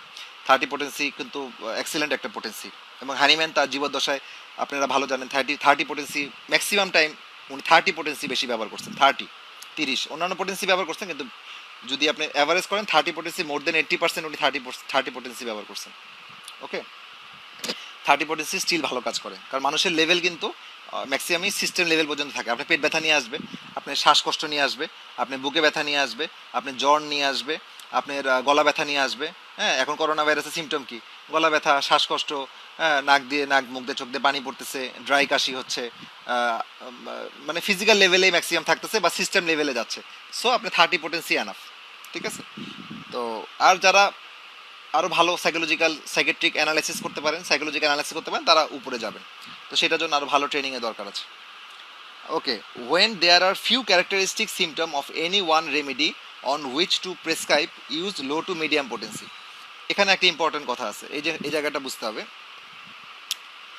একটা রেমেডি, যখন একটা রেমেডির যদি আপনি কিছু ফিউ ক্যারেক্টারিস্টিক, মানে কয়েকটা অল্প কিছু যদি বৈশিষ্ট্যপূর্ণ সিমটম পান, একটা রেমেডির যদি বৈশিষ্ট্যপূর্ণ সিমটম পান, আমি লাইনটা আরেকবার রিপিট করছি, when there are few characteristic symptoms of any one remedy on which to prescribe, to use low to medium potency. Okay. তাহলে যখন একটা রেমেডির অল্প কিছু বৈশিষ্ট্যপূর্ণ সিমটম পাবেন, তখন কিন্তু আপনাকে বলা হচ্ছে যে হায়ার পোটেন্সিতে যাবেন না, কারণ হায়ার পোটেন্সির কাজটা কিন্তু অনেক ব্যাপক। এটা কিন্তু বুঝতে হবে, হায়ার পোটেন্সি কাজটা কিন্তু একটা লেভেলে থাকে না। 200, 1M, 10M, এটা কিন্তু হোল বডিতে কাজ করে, কারণ মাইন্ড যখন টাচ করবে, ইমোশনাল লেভেল যখন টাচ করবে, তখন কিন্তু হোল বডিকে সেই এফেক্ট করবে, তাই না? আমরা কেন্টের ফিলোসফি থেকে কি জানি, এটা কিন্তু খুব ভালো ফিলোসফি। এই যখন মাইন্ড এবং বডি যখন আমরা টাচ করি, বা এখান থেকে যখন কমান্ড দেয়, পুরো বডি শুনে, সেটা সময় লাগে কিন্তু শুনে। এই জন্যই তো মেডিটেশন করলে উপকার পায়। আমরা যখন নামাজ পড়ি, ধ্যান করে যদি গভীর মনোযোগে নামাজ পড়ি, আমাদের শরীর উপকার পায়। ইভেন অনেকে বলে যে মেডিটেশন করে ক্যান্সার ভালো হয়ে গেছে, নামাজে ক্যান্সার ভালো হয়ে যাচ্ছে। এটা তো সায়েন্সের ঊর্ধ্বে না, সায়েন্সের মধ্যে থেকেই কথাগুলো বলা হচ্ছে। ঠিক আছে। ধ্যান, আল্লাহ রসুল ধ্যান করেছেন। হ্যাঁ, ধ্যান করতে বলা হচ্ছে, সব মানুষকে ধ্যান করতে বলা হবে। নিজেকে নিয়ে ভাবেন, হ্যাঁ, রাতে তাহাজ্জুদের নামাজে নিজেকে নিয়ে চিন্তা করেন, আমি কোথা থেকে আসলাম, আমার কি কাজ, আমার কি করা উচিত, এগুলো নিয়ে চিন্তা করলেই দেখবেন যে এপিজেনেটিক্স উঠে যাচ্ছে, আমি অনেক ভালো পজিটিভ পাচ্ছি। তো ওই লেভেল টাচ করতে গেলে হায়ার পোটেন্সি। এই জন্যেই যদি আপনি বৈশিষ্ট্যপূর্ণ সিমটম অল্প পান, যদি বৈশিষ্ট্যপূর্ণ সিমটম অল্প পান, আমি রিপিট করছি, তাহলে আপনার লো পোটেন্সি মানে 30 পোটেন্সি দিবেন, আর বেশি পেলে সেটা আপনি হায়ার পোটেন্সি দিবেন। কথা ক্লিয়ার? আমি একটু থামি, আপনাদের যদি কারোর কোনো কোশ্চেন থাকে আমি এটা আবার এক্সপ্লেন করতে পারি। আচ্ছা, একজন কে আলম উনি বলেছেন, ওয়ালাইকুম সালাম, আমিও পারছি না। কি পারছেন না? ঠিক বলেছেন, 30 ভাবতাম, আমি বুঝি এর উপর নির্ভর, আমি বুঝি নাই। তো যাই হোক, আচ্ছা আবার কি, হ্যাঁ 1 মিনিট হোল্ড করেন। হ্যালো মারিয়াম, মারিয়াম, মারিয়াম, মারিয়াম, এই নিচে ডাকে, নিচে যাও, আদিয়ানকে নিয়ে যাও। ওকে, সরি ফর ইন্টারাপশন। তাহলে আমি যেটা বলছিলাম যে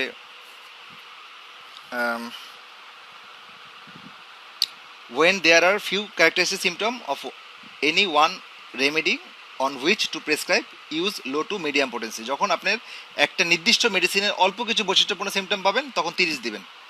আর বেশি বৈশিষ্ট্যপূর্ণ symptom, mind symptom, emotional symptom, higher লেভেলের সিমটম পাবেন, আপনি হায়ার পোটেন্সি দিন।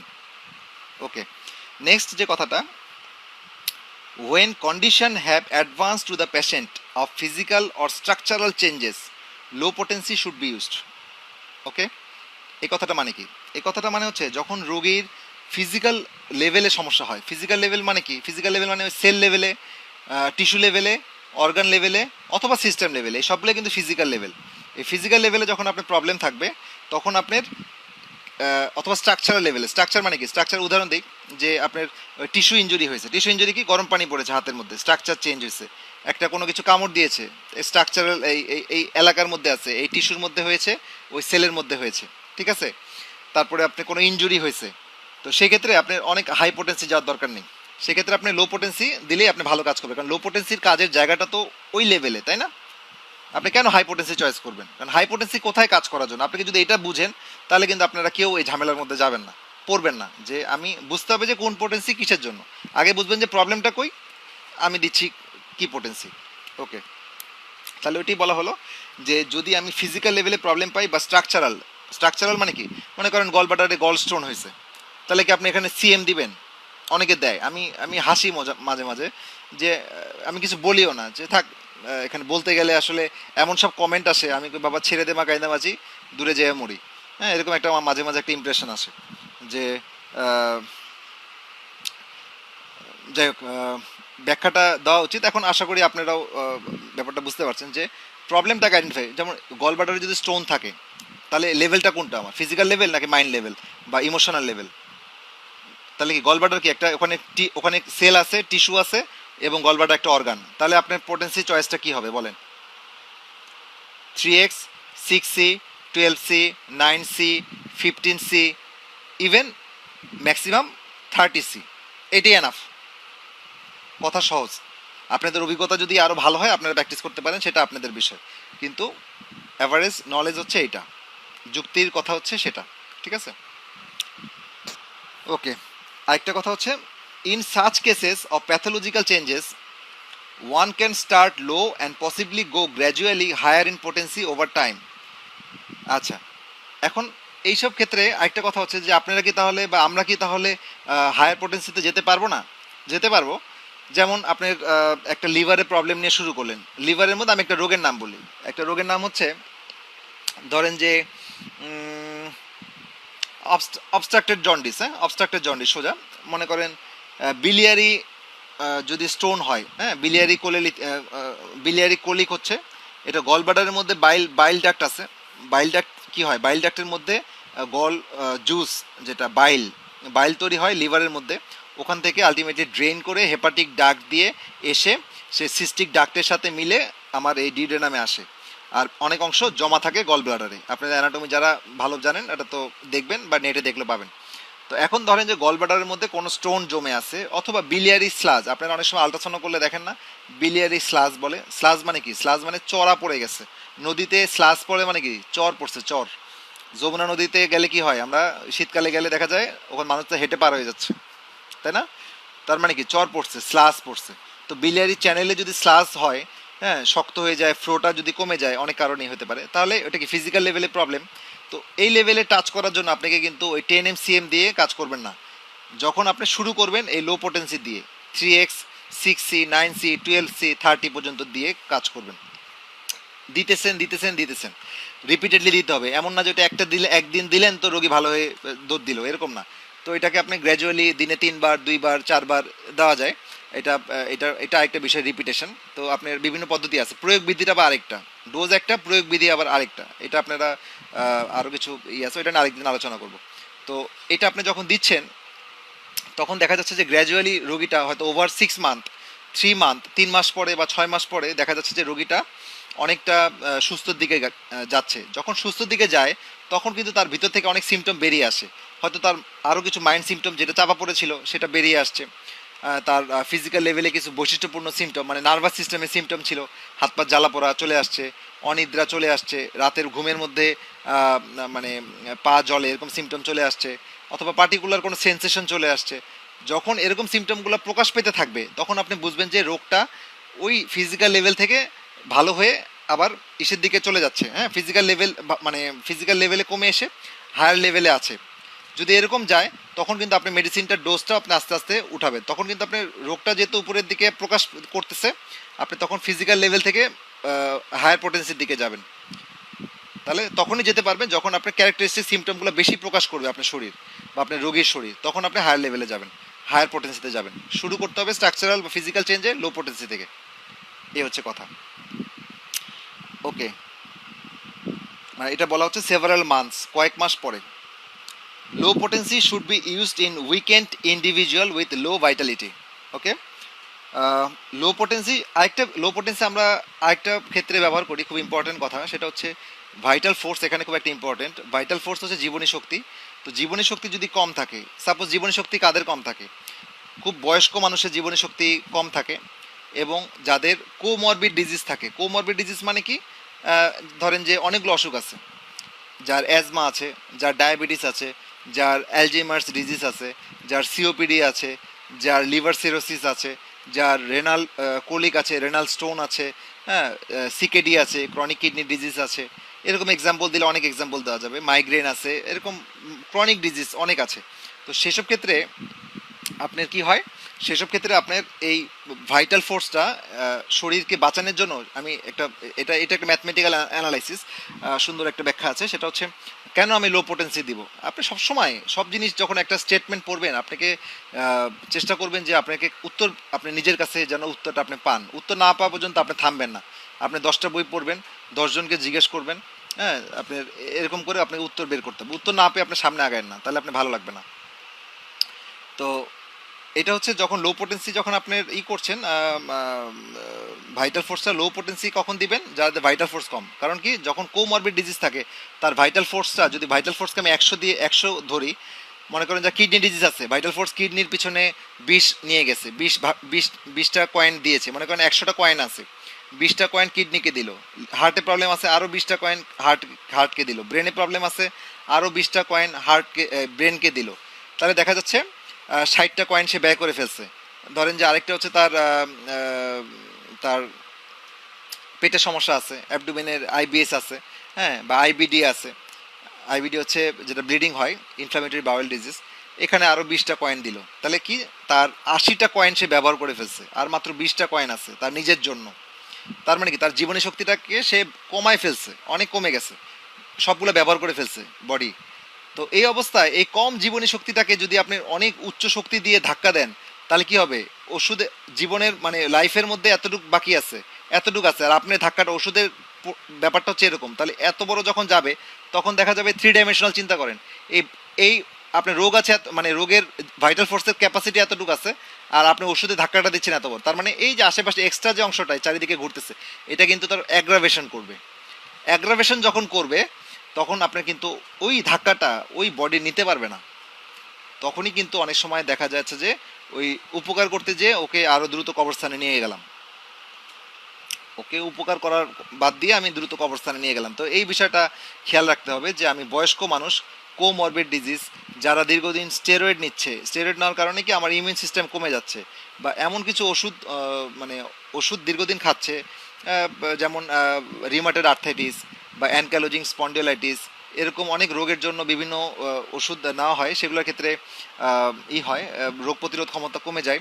তো সেসব ক্ষেত্রে দেখা যাচ্ছে যে আমার ভাইটাল ফোর্স কমে যায়। বা যাদের ক্যান্সার আছে, যাদের কেমোথেরাপি নিচ্ছে, তো সেই সব মানুষের ক্ষেত্রে আপনি কখনো হাই পোটেন্সি যাবে না, সেক্ষেত্রে লো পোটেন্সি দিবেন, তাহলে আপনার ভাইটাল ফোর্সের সাথে সামঞ্জস্য থাকবে, রোগটা ভালোর দিকে যাবে। তো যাই হোক, আরেকটা হচ্ছে লো potency is appropriate to the aged small infant and weak children। আচ্ছা, একদম ছোট বাচ্চা, নিওনেট, হ্যাঁ, যেটা দুনিয়াতে প্রিম্যাচিউরড অবস্থায় আসছে। প্রিম্যাচিউরড তো বুঝেন, 37 সপ্তাহের আগে যেগুলো জন্মগ্রহণ করে, সেগুলোকে প্রিম্যাচিউরড বেবি বলে, হ্যাঁ, এটা প্রিটার্ম বলে, প্রিটার্ম নিওনেট। আবার চিলড্রেন যারা আছে, যদি উইক হয়, বিভিন্ন রোগের, তারা একদম দুর্বল হয়ে গেছে, নিউট্রিশনাল ডেফিসিয়েন্সিতে ভুগছে, যাদের যাদের ভাইটাল ফোর্স অনেক কম, তো সেই ধরনের বাচ্চাদেরকে আপনার খুব হাই পোটেন্সি দিয়ে ট্রিট করবেন না। বিকজ আমি তো বলেছি, হোমিওপ্যাথি ওষুধটা প্যাসিভলি কাজ করে, হোমিওপ্যাথি ওষুধ অ্যাক্টিভলি কাজ করে না। অ্যাক্টিভ আর প্যাসিভ তো বুঝেন, অ্যাক্টিভলি মানে কি, ডাইরেক্ট নিউটনিয়ান ফিজিক্স হচ্ছে অ্যাক্টিভলি কাজ করে, জাস্ট আপনি ওষুধটা দিচ্ছেন রিসেপ্টরের সাথে বাইন্ড করে কাজ করছে। কিন্তু হোমিওপ্যাথি সেরকম না, হোমিওপ্যাথি কোয়ান্টাম ফিজিক্সের মতো, সে শক্তি স্তরে এসে কাজ করে, রোগীর জীবনী শক্তিকে, জীবনী শক্তিকে টাচ করছে, এবং জীবনী শক্তি তখন আহ, সে তখন এই প্রবলেমগুলোকে ঠিক করছে। তার মানে কি, তার মানে সে প্যাসিভলি কাজ করছে। সো প্যাসিভলি কাজ করতে গেলে তাহলে জীবনী শক্তিটাকে তো ঠিক থাকা লাগবে। তো জীবনী শক্তিটাকে অ্যানালাইসিস করতে হবে। যদি জীবনী শক্তি দুর্বল থাকে, আমার ওষুধের পাওয়ার হবে কম, পোটেন্সি হবে কম। যদি জীবনী শক্তি ভালো থাকে, আমার পোটেন্সি বেশি হবে। তো জীবনী শক্তি নিয়ে আরও স্টাডি আছে, পড়া আছে, আপনারা ভালো করে আবার একটু দেখে নেবেন। যত দেখবেন তত ভালো, আপনারা অনেক ভালো জানেন। ওকে, আরেকটা বিষয় হচ্ছে ওয়ার দি, আমি কিন্তু পড়ছি কি লো পোটেন্সির ইন্ডিকেশন। আরেকটা পড়ছি হচ্ছে ইন্ডিকেশনের মধ্যে হচ্ছে লো পোটেন্সি ইজ অ্যাপ্রোপ্রিয়েট, আচ্ছা বললাম, where the response is sluggish and there is an inability to react strongly or change quickly, low potency are less demanding on the vitality. এই কথাটা মানে কি, যখন আপনার রেসপন্স স্লাগিশ মানে ধীর গতিতে বডি রেসপন্স করছে, এবং বডি খুব দ্রুত পরিবর্তন দেখাইতে পারতেছে না, তখন কি করতে হবে, তখন আহ, তখন লো পোটেন্সি রিপিটেডলি দিলে ভালো। কারণ হাই পোটেন্সি আপনি ভাইটাল ফোর্সকে জায়গায় তুলতে পারতেছে না, কারণ ভাইটাল ফোর্স নিজে খুব দুর্বল হয়ে আছে। ওই আগের কথাটার সূত্র ধরে এই কথাটা আসলো। আচ্ছা, এরপরের ইন্ডিকেশন হচ্ছে use them in relatively dense or materially oriented individual, not particularly sensitive on an intellectual, emotional or spiritual level. That means হচ্ছে রিলেটিভ ডেন্স, যারা ক্রুড কাজ করে, মনে করেন রিক্সা পুলার বা গ্রামের একটা কৃষক, হ্যাঁ, আমি এক্সাম্পলগুলো দিচ্ছি, মানে এমন না যে গ্রামের কৃষক খুব হাই থটে চিন্তা করে না, করতে পারে। অ্যাজ এ হোল যারা মানে ফিজিক্যাল লেভেলে কাজ করে বেশি, যারা ব্রেন ওয়ার্ক কম করে, ফিজিক্যাল লেভেলে বেশি কাজ করে, ফিজিক্যাল লেভেলে কাজ করে মানে শরীর দিয়ে কাজ করে, ব্রেনটা কম কাজ করে, সেই সব মানুষের ক্ষেত্রে লো পোটেন্সি ভালো কাজ করে। এটা একটা ফর্মুলা, বিকজ তাদের ওই লেভেলে পর্যন্ত তারা চিন্তা করে না, বা অসুখটা ওই লেভেলে যায় না অনেক ক্ষেত্রে। আপনার সবার ক্ষেত্রে এক কথা না, কিন্তু অ্যাভারেজ এরকম দেখা যাচ্ছে, ঠিক আছে। তো এই জায়গাটা আপনি খেয়াল রাখতে হবে যে এই ধরনের মানুষদের ক্ষেত্রে লো পোটেন্সি দিবেন। ওকে, যারা শুধু দুনিয়া ব্যাপী চিন্তা ভাবনা করে, তারা আধ্যাত্মিক চিন্তা ভাবনা কম করে, বা ইন্টেলেকচুয়াল বা বুদ্ধিজীবী টাইপের লোক না, হ্যাঁ, তাদের ক্ষেত্রে আপনি লো পোটেন্সি। আরেকটি ইন্ডিকেশন হচ্ছে use low potency where there are many obstacles to cure, including the long use of medical drug, the pill, cortisone, suppressive cream. খুব সুন্দর কথা, যে যদি এমন রোগীর চিকিৎসা করেন যাদের দীর্ঘদিনের হিস্ট্রি আছে যে অ্যালোপ্যাথিক ওষুধ খাওয়ার, দীর্ঘদিনের হিস্ট্রি আছে স্টেরয়েড নেওয়ার, দীর্ঘদিনের হিস্ট্রি আছে ডায়াবেটিক্স ওষুধ খায়, দীর্ঘদিনের ওষুধ সমস্যা আছে যে প্রেশার ওষুধ খাচ্ছে, মাইগ্রেনের ওষুধ খাচ্ছে, স্লিপের জন্য বা স্লিপিং পিল খাচ্ছে, হ্যাঁ, ইনসোমনিয়ার জন্য, এই ধরনের রোগীদেরকে আপনি কি করবেন, প্রথমে হাই পোটেন্সিতে যাবেন না, তাদেরকে লো পোটেন্সি দিয়ে দিয়ে আপনাকে ওই মেডিসিনটাকে উইথড্র করে নিয়ে আসতে হবে। যত উইথড্র করে নিয়ে আসবেন, তখন দেখা যাবে আরও বৈশিষ্ট্যপূর্ণ সিমটম আসতেছে। তখন যখন বৈশিষ্ট্যপূর্ণ সিমটম চলে আসবে, তখন হয়তো ওই মেডিসিনও আপনাকে হায়ার পোটেন্সি যেতে পারেন, অথবা অন্য মেডিসিন যখন নির্দেশিত হবে, ইন্ডিকেটেড হবে, তখন আপনি অন্য মেডিসিন দিলেন। ব্যাপারটা এরকম। ওকে, মানে সাপ্রেসিভ বা অনেক সময় সাপ্রেসিভ ক্রিম দেয় এক্সিমার জন্য বা সোরিয়াসিসের জন্য, এলোপ্যাথিক ডাক্তাররা স্টেরয়েড জাতীয় ক্রিম বেশি ব্যবহার করে ওটাকে সাপ্রেস করার জন্য। রোগী দীর্ঘদিন এগুলো ব্যবহার করে আসছে, তো আসার সঙ্গে সঙ্গে আপনি যদি এটা ভালো মতো ডায়াগনোসিস করেন, তো সঙ্গে সঙ্গে আপনার তার অনেক সিমটম সাপ্রেস হয়ে আছে, সিমটম কিন্তু কম পাচ্ছেন। তো সেই ক্ষেত্রে আপনি এই কম সিমটমের মধ্যে সিএম দিয়েন না, এই কম সিমটমের মধ্যে 50M, 10M, 1M, 200 এগুলো দিয়েন না, আপনি নিচে থেকে যান, ঠিক আছে। ধীরে ধীরে গেলেই নেক্সট ফলো আপ, 1 মাস পর ফলো আপে দেখবেন যে অনেকগুলো সিমটম আরও বের হয়ে আসছে। যদি ওই মেডিসিনের সাথেই মিলে আপনি মেডিসিনের পাওয়ার বাড়ালেন, যদি দেখা যাচ্ছে যে না, নতুন কোনো মেডিসিনকে সে নির্দেশ করতেছে, আপনি অন্য মেডিসিনে চলে গেলেন। কথা very simple and clear. Okay, আরেকটা হচ্ছে where the symptom are strictly local and when the desired effect is on a specific organ or tissue, organotherapy, use low potency. This is very very important. Okay, symptom যখন locally থাকে, local local মানে বুঝেন তো, লিভারে একটা cyst হয়েছে একটা particular এরিয়াতে, আলট্রাসাউন্ড করছেন, মনে করেন একটা আপনার রোগী আসছে, ওকে, একটা একটা রোগী আসছে আলট্রাসাউন্ডতে একটা ফ্যাটি লিভার পাইছে, সে তার কিন্তু কোনো সিমটম ছিল না, সে রুটিন চেক আপ করতে গেছে। হ্যাঁ, অনেকে আছে না রুটিন চেক আপ করে, এখন রুটিন চেক আপ করতে যেয়ে সে একটা দেখলো যে ফ্যাটি লিভার, সে দেখলো যে গল স্টোন, সে দেখলো যে ওভারিতে সিস্ট, সে দেখলো যে রেনাল সিস্ট, হ্যাঁ, রেনাল কোলিক, বা সরি কোলিক না, রেনাল স্টোন। তো এরকম যদি প্রবলেম দেখলো যেটা তার কোনো কমপ্লেন ছিল না, সে পরীক্ষা করতে গেছে, ধরা পড়ছে। তো এই ধরনের সিমটম হচ্ছে লোকাল সিমটম, যাদের লোকাল সিমটমের সিমটম ক্যারেক্টারিস্টিক কোনো সিমটম থাকে না, এটা একটা অন্যতম বৈশিষ্ট্য লোকাল সিমটমের। তো লোকাল সিমটম যখন থাকবে তখন আপনি কি করবেন, লো পোটেন্সি দিবেন। লো পোটেন্সি দেওয়ার পরে দেখা যাবে যে ওই সিমটমগুলো, হ্যাঁ রুবেল ইসলাম, ওয়ালাইকুম সালাম। আহ, তো যখন আমরা লোকাল সিমটমকে যখন আমরা দেখব যে লোকাল সিমটমগুলো কমে যাচ্ছে, আহ, আহ, এবং অন্য নতুন ক্যারেক্টারিস্টিক সিমটম আসছে, তখন আমরা আস্তে আস্তে গ্র্যাজুয়ালি পোটেন্সি বাড়াবো। অর্গানোপ্যাথি হিসেবে, অর্গানোপ্যাথি মানে কি, লিভার যখন দুর্বল হয়ে যায় তখন আমরা অনেক সময় চেলিডোনিয়াম দিই। হ্যাঁ, এর মধ্যেও আমাদের চেষ্টা করতে হবে ইন্ডিভিজুয়ালাইজেশন করার, কারণ লিভার অর্গানোপ্যাথিক মেডিসিন অনেকগুলো আছে।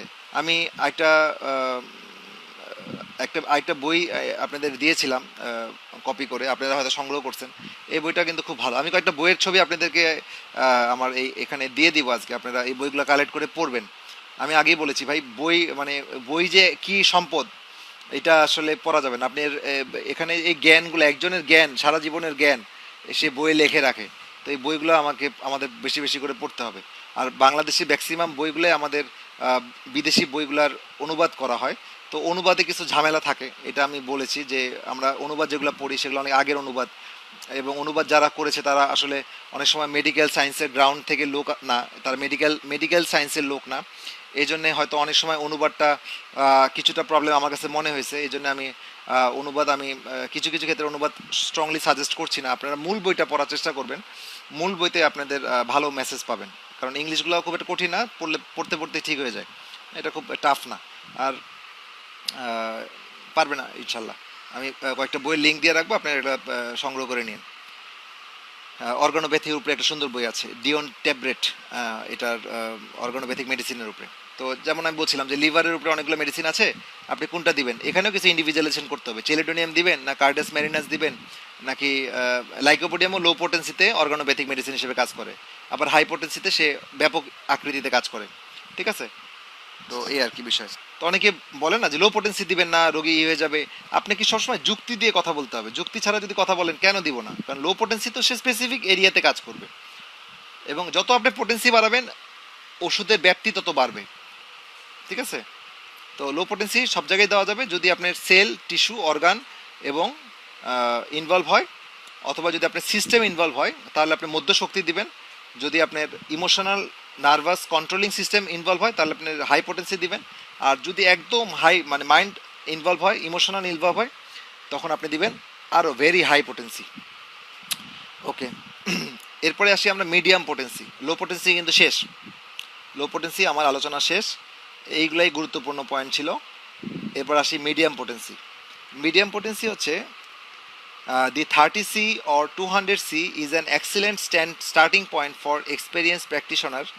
Later, one can go up or down in the scale of potency as needed when an additional dose of the same remedy is required. ওকে, এখানে যেটা বললো যে নতুনদের জন্য বা নতুনদের জন্য তো না, এটা আসলে নতুন বা পুরাতন যাই বলেন, মানে ম্যাক্সিমাম ডাক্তারদের জন্য, হোমিও ডাক্তারদের জন্য যারা সি পোটেন্সি প্রেসক্রাইব করেন, তারা হচ্ছে আপনার 30 বা 200 এই পোটেন্সিটাই বেশি ব্যবহার করেন এবং এই পোটেন্সি দিয়ে স্টার্ট করেন। এবং এই পোটেন্সিটা মধ্যম শক্তি হিসেবে খুব ব্যাপক এবং জনপ্রিয় পোটেন্সি, কারণ আপনি অ্যাকুইট ডিজিজ, ক্রনিক ডিজিজ সবগুলো এই পোটেন্সি দিয়ে স্টার্ট করতে পারেন। আচ্ছা, when 2 or 3 remedies they seen equal, applicable and appropriate, a medium potency should be used for the most indicated remedy. আচ্ছা, যখন দেখবেন যে when 2 or 3 remedies seem equal, যখন দেখা যাবে যে আপনি রেপার্টরি করলেন, রেপার্টরি করে একটা মেডিসিনের রেপার্টরি করে দেখা গেল যে তিনটা মেডিসিন আপনাকে খুব স্ট্রংলি আসছে, আপনি কাকে দিবেন বুঝতে পারছেন না, এ বি সি তিনটা মেডিসিন আসছে স্ট্রংলি, তো আপনি এখন বুঝতে পারছেন না, তখন যে কোনো একটার আপনি 200 বা সি পোটেন্সি আপনি চয়েস করবেন। এই জায়গাটা মনে রাখেন, এটা কিন্তু খুব ইম্পর্টেন্ট একটা মেসেজ আপনাদের জন্য বা আমার জন্য। ঠিক আছে, আমি আপনাদের বলছি বলে মাইন্ড করে না, সবই আমার জন্য আর কি। ঠিক আছে, এ বি সি এই তিনটা পোটেন্সি আমি আবার রিপিট করছি, যদি রেপার্টরি করার পর দেখেন যে তিনটা মেডিসিন আসছে খুব ভালো, খুব ভালো, তালাত জোয়ারদার আপনি প্রথম থেকে আলোচনাটা আবার শুনবেন, আপনি হয়তো মাঝামাঝি সময় জয়েন করেছেন, এটা রেকর্ড থাকবে, আপনি আবার শুনবেন, ইনশাল্লাহ এটা অ্যান্সার পেয়ে যাবেন। ওকে, এ বি সি তিনটা ক্যাটাগরি যদি মানে তিনটা মেডিসিন যদি আমার রেপার্টরিতে আসে, তাহলে যদি আমার তিনটাই ভালো ইন্ডিকেটেড হয়, আমি বুঝতে পারছি না যে এ বি সি কাকে চয়েস করব, সেক্ষেত্রে আমি যে কোনো একটার মেডিসিনের 30 বা 200 চয়েস করব, ঠিক আছে। চয়েস করার পরে ফলো আপে আমি যদি আরও ভালো সিমটম পাই, আমি তখন আলাদা করে ফেলবো, আর যদি মানে আরও যদি মানে হয় না আসে, তাহলে অন্য মেডিসিন ইন্ডিকেট করলে ইন্ডিকেট করবে, সেটা নেক্সট ফলো আপে বোঝা যাবে। কিন্তু এ বি সি তিনটা ক্যাটাগরি যদি মেডিসিন আমার রেপার্টরিতে আসে, আমি যদি পার্থক্য করতে না পারি, আমি 30 বা 200 দিব। Okay, clear. In acute episode or illnesses there are really a flare up of a chronic disease pattern, a medium potency is recommended. Okay, এই কথাটা মানে কি? মানে হচ্ছে ইন অ্যাকুইট এপিসোড মানে কি? এপিসোড মানে হচ্ছে যে কোনো একটা ঘটনা, যে কোনো একটা বাংলায় কি বলে ঘটনা, হ্যাঁ, এই যে হঠাৎ করে আমার জ্বর আসলো, অ্যাকুইট জ্বর, এটা একটা অ্যাকুইট এপিসোড। অ্যাকুইট গলা ব্যথা, অ্যাকুইট মাথা ব্যথা, ঠিক আছে, অ্যাকুইট নাক দিয়ে রক্ত পড়া, অ্যাকুইট ডায়রিয়া হওয়া, অ্যাকুইট ভমিটিং হওয়া, এগুলো অ্যাকুইট প্রবলেম, অ্যাকুইট একটা অ্যালার্জিক রিয়াকশন হওয়া। তো অ্যাকুইট যে কোনো এপিসোড যদি হয়, অথবা বা অ্যাকুইট ইলনেস, এটার কথা হচ্ছে অ্যাকুইট ইলনেস যদি হয়, তাহলে কি হবে, অথবা যদি ক্রনিক রোগের যদি অ্যাকুইট ফ্লেয়ার আপ হয়, এটার নাম কি মেডিকেল ভাষায় বলে এক্সাজারভেশন, ক্রনিক এক্সাজারভেশন অফ, মানে chronic exacerbation of, sorry, acute exacerbation of chronic disease. Medical টার্মটা হচ্ছে acute exacerbation of chronic disease. মানে আপনার অ্যাজমা আছে, কিন্তু সারা বছরই তো আপনার অ্যাজমার জন্য হাসপাতালে যাওয়া লাগে না, যাওয়া লাগে মাঝে মাঝে কোনো কোনো প্রোভোকেটিং ফ্যাক্টরের কারণে, হয়তো গরুর মাংস খাইছেন বা চিংড়ি মাছ খাইছেন, আপনার শ্বাসকষ্ট শুরু হয়েছে, এক একজন এক একটা, কার কি এটা বলা যাবে না। কেউ ডাস্টে গেছে, ধুলাবালি লাগছে, তার অ্যাজমা শুরু হয়ে গেছে। কারোর টেনশন করছেন বা একটা বাজে নিউজ শুনছেন, এই টেনশনের পরে তার অ্যাজমার টান উঠে গেছে। এই যে একটা ক্রনিক ডিজিজ, ভিতরে ডিজিজটা আছে, যেটা ক্রনিক ডিজিজ, যেটা আমরা মায়াজম জানি, ক্রনিক মায়াজম জানি, সেটা যে মায়াজমই হোক, ক্রনিক ডিজিজটা যদি মাঝে মাঝে যে প্রকাশ পায়, অ্যাকুইট এক্সাজারভেশন হয়, তো সেই ক্ষেত্রে আপনি কোন মেডিসিন চয়েস করবেন? রোগটা ক্রনিক, অ্যাজমা দীর্ঘদিনের, হঠাৎ করে আপনার সামনে বা হঠাৎ করে প্রকাশ পাইছে, এখন টান উঠে গেছে, আমরা তো এলোপ্যাথিকে যে কী দেয়, ইনহেলার দেয়, নেবুলাইজেশন দেয়, স্টেরয়েড দেয়, ইঞ্জেকশন দিয়ে সঙ্গে সঙ্গে এটা দাবায় দেয়। কিন্তু হোমিওপ্যাথি যেহেতু কিউরেটিভ, তাহলে আমাদেরকে তখন ওই অ্যাকুইট এপিসোড মোকাবেলা আমরা কি করব? এটাকে আরেকটা মেডিকেল টার্ম হচ্ছে প্যারোক্সিসমাল ইফেক্ট, হঠাৎ করে এক প্রকাশ পাইছে, সেটা রোগটা নতুন হয়েও হতে পারে, অথবা পুরাতন রোগেরও নতুন বহিঃপ্রকাশ হতে পারে, মাঝে মাঝে বহিঃপ্রকাশ হতে পারে। সেই ধরনের ক্ষেত্রে আমরা মিডিয়াম পোটেন্সি রেকমেন্ডেড 30 বা 200। ওকে, 30কে কিন্তু মিডিয়াম পোটেন্সি বলা হচ্ছে, কিন্তু এখানে লো পোটেন্সি না। লো পোটেন্সি আপনি ধরে নেন ওই 12 পর্যন্ত, স্ট্যান্ডার্ড আলোচনা 12 পর্যন্ত, অনেক আলোচনায় 15 পর্যন্ত আছে, কিন্তু বাংলাদেশে 15 পাওয়া যায় না, ফ্রান্সে পাওয়া যায় 15। তো যেহেতু বাংলাদেশে 12 পর্যন্ত পাওয়া যায়, আপনি 12 পর্যন্ত লো পোটেন্সি ধরে নেবেন।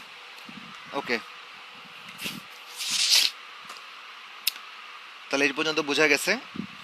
তারপরে যে মিডিয়াম পোটেন্সি আরেকটা ইন্ডিকেশন, সেটা হচ্ছে if mainly local symptom indicate the remedy but there are also other indications on a general constitutional level, use a medium potency.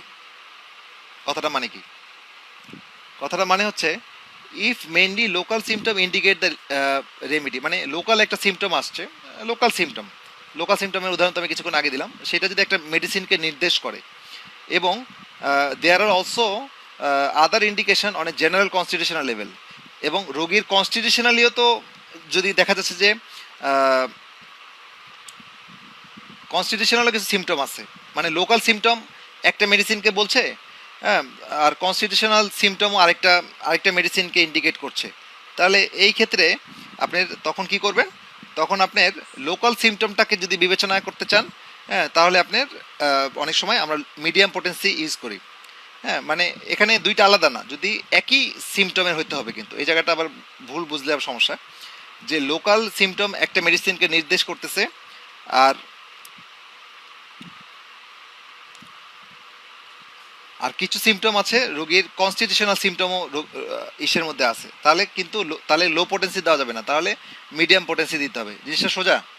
যেমন আমি আবার উদাহরণ দিই, লিভারে গলব্লাডারে স্টোন আছে, ওকে, অথবা লিভারে ধরেন রাইট লিভারে একটা ব্যথা আছে, হ্যাঁ, রাইট লিভার অ্যাকুইট হেপাটাইটিস হয়েছে, হ্যাঁ, বা লিভারে একটা ফ্যাটি লিভার আছে, তার জন্য আপনি চিন্তা করছেন বা একটু জন্ডিস আছে, ঠিক আছে, রোগীর আর কোনো সিমটম নাই, সেক্ষেত্রে আপনি চেলিডোনিয়াম লো পোটেন্সি দিতে পারতেন। কিন্তু দেখা যাচ্ছে যে আপনার চেলিডোনিয়ামের আরও কিছু সিমটম আছে রোগীর মধ্যে।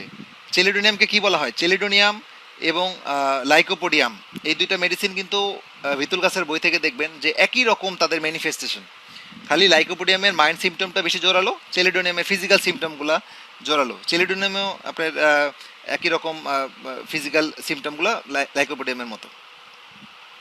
তো সেক্ষেত্রে আপনি তখন যদি দেখেন যে চেলিডোনিয়ামের কিছু সিমটম আছে লোকাল, আবার কিছু সিমটম কনস্টিটিউশনাল সিমটম আপনার আছে, তাহলে আপনি মেডিসিন কী করবেন, চেলিডোনিয়াম 30 বা 200। কথা বোঝা গেছে? আমি কি বোঝাতে পেরেছি, কষ্ট মানে ক্লিয়ার করতে পেরেছি? চেলিডোনিয়াম আপনি যদি কনস্টিটিউশনাল সিমটমও কভার করে তাহলে আপনাকে আরেকটু উপরে উঠতে হবে, 30 বা 200 দিতে হবে। আর যদি শুধু লোকাল থাকে তাহলে চেলিডোনিয়াম আপনার এই 3x 6C 12C 9C এগুলা, এই মোটামুটি আমার মিডিয়াম পোটেন্সির ইন্ডিকেশন, কখন আমরা মিডিয়াম পোটেন্সি দিব। ওকে, এরপরে আমরা আসি হায়ার পোটেন্সি কখন আমরা দিব, হাই পোটেন্সি, এটা খুব ইম্পর্টেন্ট, হাই পোটেন্সি নিয়ে অনেক আলোচনা। তো হাই পোটেন্সিতে আসি, higher potency are particularly effective for influencing the individual's emotional and psychological profile and deeper personality structure. তো হায়ার পোটেন্সি আমি খুব উচ্চ লেভেলে টাচ করার জন্য একটা রোগীর যখন মানসিক চিকিৎসা করব, তার মনস্তাত্ত্বিক চিকিৎসা করব, তার আবেগীয় চিকিৎসা করব, সেই ধরনের একটা ব্যক্তিত্বর পরিবর্তন যদি হয়ে যায়, একটা লোকটা শান্তশিষ্ট ছিল হঠাৎ বদরাগী হয়ে গেছে, একটা দুঃখের নিউজ পাওয়ার পরে লোকটা পাগলামি করছে, এই ধরনের পার্সোনালিটি পরিবর্তন হয়ে গেলে, ব্যক্তিত্ব পরিবর্তন হয়ে গেলে, মানসিক বিকার দেখা গেলে, হ্যাঁ, তারপরে হচ্ছে তার এই ধরনের সিমটম যদি আসে, তখন আমি হাই পোটেন্সিতে যাব। হাই পোটেন্সি মানে কি, হাই পোটেন্সি আমি যেটা বলেছি যে 200-এর উপরে, তার মানে 1M, 1M বা অ্যাভব। ওকে, হাই বা ভেরি হাই দুই রকমের আছে। তো যাই হোক, হাই পোটেন্সি আপনার এই 1Mটাই বলা হয়, 1M 10M এগুলো হাই পোটেন্সি। যত বেশি ইমোশনাল সিমটম আসবে তত আপনার উপরে উঠবেন আর কি, সহজ কথা। There are symptoms where the symptoms are clearly defined and there are many characteristic symptoms of a single remedy. A higher potency is well indicated. তাহলে একটা ইম্পর্টেন্ট কথা হচ্ছে যে যখন আপনার একটা মেডিসিন একটা সিমটমকে সুন্দরভাবে প্রকাশ করছে এবং একটা মেডিসিন অনেকগুলো বৈশিষ্ট্যপূর্ণ সিমটম আপনাকে নিচ্ছে, বলা হচ্ছে যে 3 বা তার বেশি বা 4-5টা বৈশিষ্ট্যপূর্ণ সিমটম পাচ্ছেন, এটা হতে পারে। অথবা মাইন্ড লেভেলের খুব সুন্দর বৈশিষ্ট্যপূর্ণ সিমটম পাচ্ছেন, সেটা হতে পারে। তারপরে টোটাল বডির কনস্টিটিউশনাল সিমটম আপনার একটা মেডিসিনের সাথে খুব ভালোভাবে মিলছে, হ্যাঁ, লেভেলটা অনেক high, nervous system, emotional system, hormonal system, অথবা সাইকোলজিক্যাল বা এই সিস্টেম আপনাকে টাচ করছে, তো সেই ক্ষেত্রে আপনাকে হায়ার পোটেন্সি দিবেন, সহজ কথা। ওকে, আরেকটা হচ্ছে people who have a strong vitality usually respond well to high potency.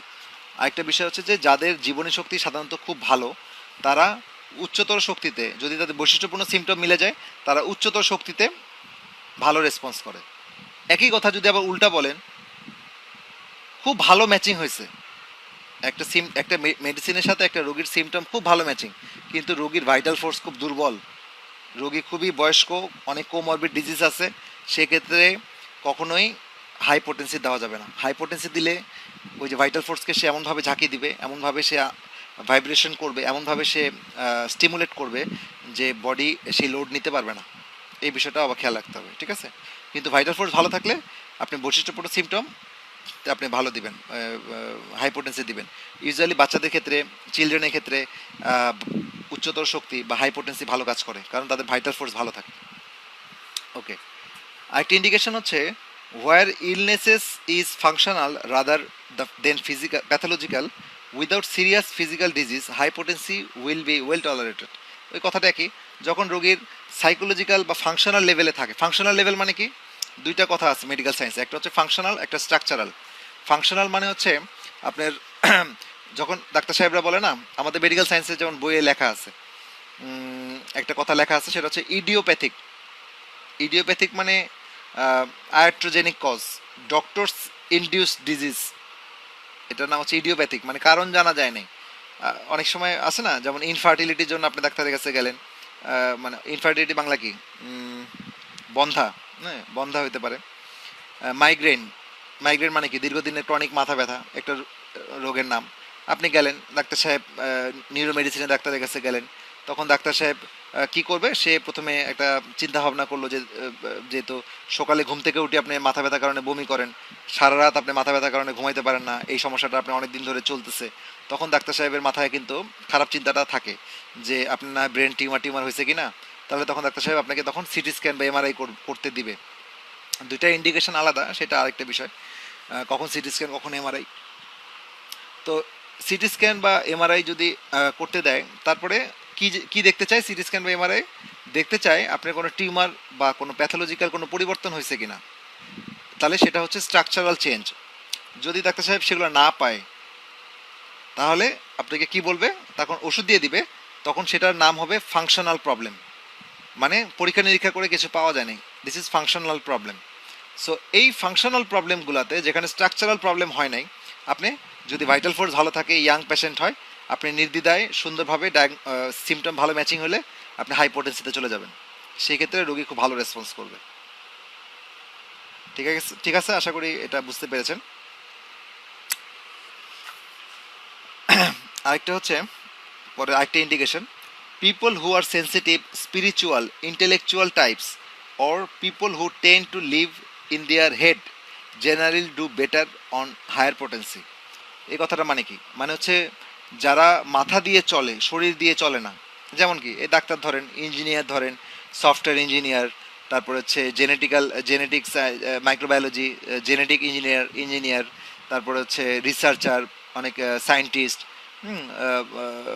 Chartered accountant, এই ধরনের প্রফেশন, হ্যাঁ, যারা খুব অ্যানালিটিক্যাল কাজ করে, ব্রেন দিয়ে চলে, তাদের ক্ষেত্রে হাই পোটেন্সি, বিকজ তাদের প্রবলেমগুলো কিন্তু জেনারেট হয় অনেক উপরের লেভেলে, তাদের প্রবলেমগুলো অনেক হাই লেভেলে হয়, সেক্ষেত্রে আপনাকে করতে হবে, হাই পোটেন্সি দিতে হবে। ঠিক আছে, বুদ্ধিজীবী লোকদের জন্য হাই পোটেন্সি, যারা হেড দিয়ে চলে, মাথা দিয়ে চলে, ব্রেন দিয়ে চলে, সোজা কথা, সহজভাবে বললাম। আরেকটা হচ্ছে in acute cases high potency may work very quickly and effectively. এখানে কিন্তু একটা ইম্পর্টেন্ট কথা আছে, অনেকের মধ্যে একটা ধারণা হয়ে গেছে আগে আলোচনা দিয়ে, যে ভিতুল কাছের অনেক কেস তো আমরা দেখি যে উনি ম্যাজিক দেখায়, হ্যাঁ, রাজন শঙ্করনে অনেক কেস দেখি, কেন্টের আমরা অনেক কেস দেখছি যে উনি জ্বর আসছে, উনি মাথা ব্যথা আসছে, উনি 10 M দিছে, 1 M দিছে, রোগী 2 ঘন্টার মধ্যে ভালো। জহিরুল ইসলাম, আপনার কথা আমি বুঝি না, একটু পরে বলেন। ডিসঅর্ডার বলতে কিছু নাই, ডিসঅর্ডার মানে সমস্যা, একটা হচ্ছে স্ট্রাকচারাল ডিসঅর্ডার, একটা ফাংশনাল ডিসঅর্ডার। ঠিক আছে, প্রবলেম আর ডিসঅর্ডার একই সমার্থক শব্দ, দুইটা আলাদা জিনিস। আমি একটু আগে তো বললাম ফাংশনাল কী জিনিস আর স্ট্রাকচারাল কী জিনিস। তো যাই হোক, কথা খেয়ে হারিয়ে ফেললাম, কোথায় জানিছিলাম। ওকে, ওই ভিতুল গাছের, কেন্টের, রাজন শঙ্করন উদাহরণ দিচ্ছি, তারা অ্যাকুইট কেসেও হাই পোটেন্সি দিয়ে মার্ভেলাস রেজাল্ট পাচ্ছে, 2 ঘন্টার মধ্যে রোগী ভালো করে দিচ্ছে। কিভাবে করছে, প্রোভাইডেড রোগীর ভাইটাল ফোর্সটা ভালো আছে এবং তাদের ম্যাচিংটা খুব ভালো হয়, তারা খুব নিশ্চিতভাবে ম্যাচিং করতে পারেন যে এই ক্যাম্ফোরটাই মেডিসিন, এই ফসফরাস মেডিসিন। যত সিলেকশনটা সুন্দর হয়, আপনার যখন আপনার সিলেকশন ভালো হবে, রোগীর বৈশিষ্ট্যপূর্ণ সিমটম নিতে পারবেন, মাইন্ড সিমটম নিতে পারবেন, তখন আপনি হাই পোটেন্সি দিতে পারবেন, কোনো সমস্যা নেই। কিন্তু অ্যাজ এ বিগিনার হিসেবে আপনি 30C পোটেন্সি দেন, কিন্তু হাই পোটেন্সি যদি আবার ঠিক মতো না হয়, আপনি কিন্তু অনেক সময় অ্যাগ্রাভেশন সিমটম আসে। তো সেই ক্ষেত্রে এক্সপার্ট ছাড়া হাই পোটেন্সিতে না দেওয়াই ভালো, কারণ আমরা মানুষের জীবন নিয়ে ডিল করছি, এই জিনিসটা আমি বারবার জোর দিই। আপনি হিরো হন, জিরো হন, যাই হন, আপনি তো রোগীর উপরে হচ্ছেন, আর রোগীটা তো একটা আমানত আপনার কাছে। আমি এই কথাগুলো একটু ফিলোসফিক্যাল কথা বলি, এটা আমরা শিখে আসছি মেডিকেল সায়েন্স পড়তে, যে সেই আমাদের অনেক ভালো ভালো স্যাররা আমাদের এগুলো পড়িয়েছেন, আপনারাও জানেন যে প্রত্যেকটা রোগী কিন্তু আমাদের কাছে একটা আমানত, তাই না? আমরা কিন্তু নিজের বডিতে এক্সপেরিমেন্ট করতেছি না, একটা রোগীর দেহে করতেছি। অনেকে বলে যে হোমিওপ্যাথি ওষুধ তো কিছুই না, কোনো টেনশন নাই, এটা তো কোনো সমস্যা নেই, যার যেমন চাই আমরা দিয়ে দিব। কিন্তু আমরা তো জানি হোমিওপ্যাথি ওষুধ এনার্জি লেভেলে কাজ করে, এবং এই এনার্জি লেভেলে যেমন উপকারও হয়, আবার অনেক অ্যাগ্রাভেশনও হয়।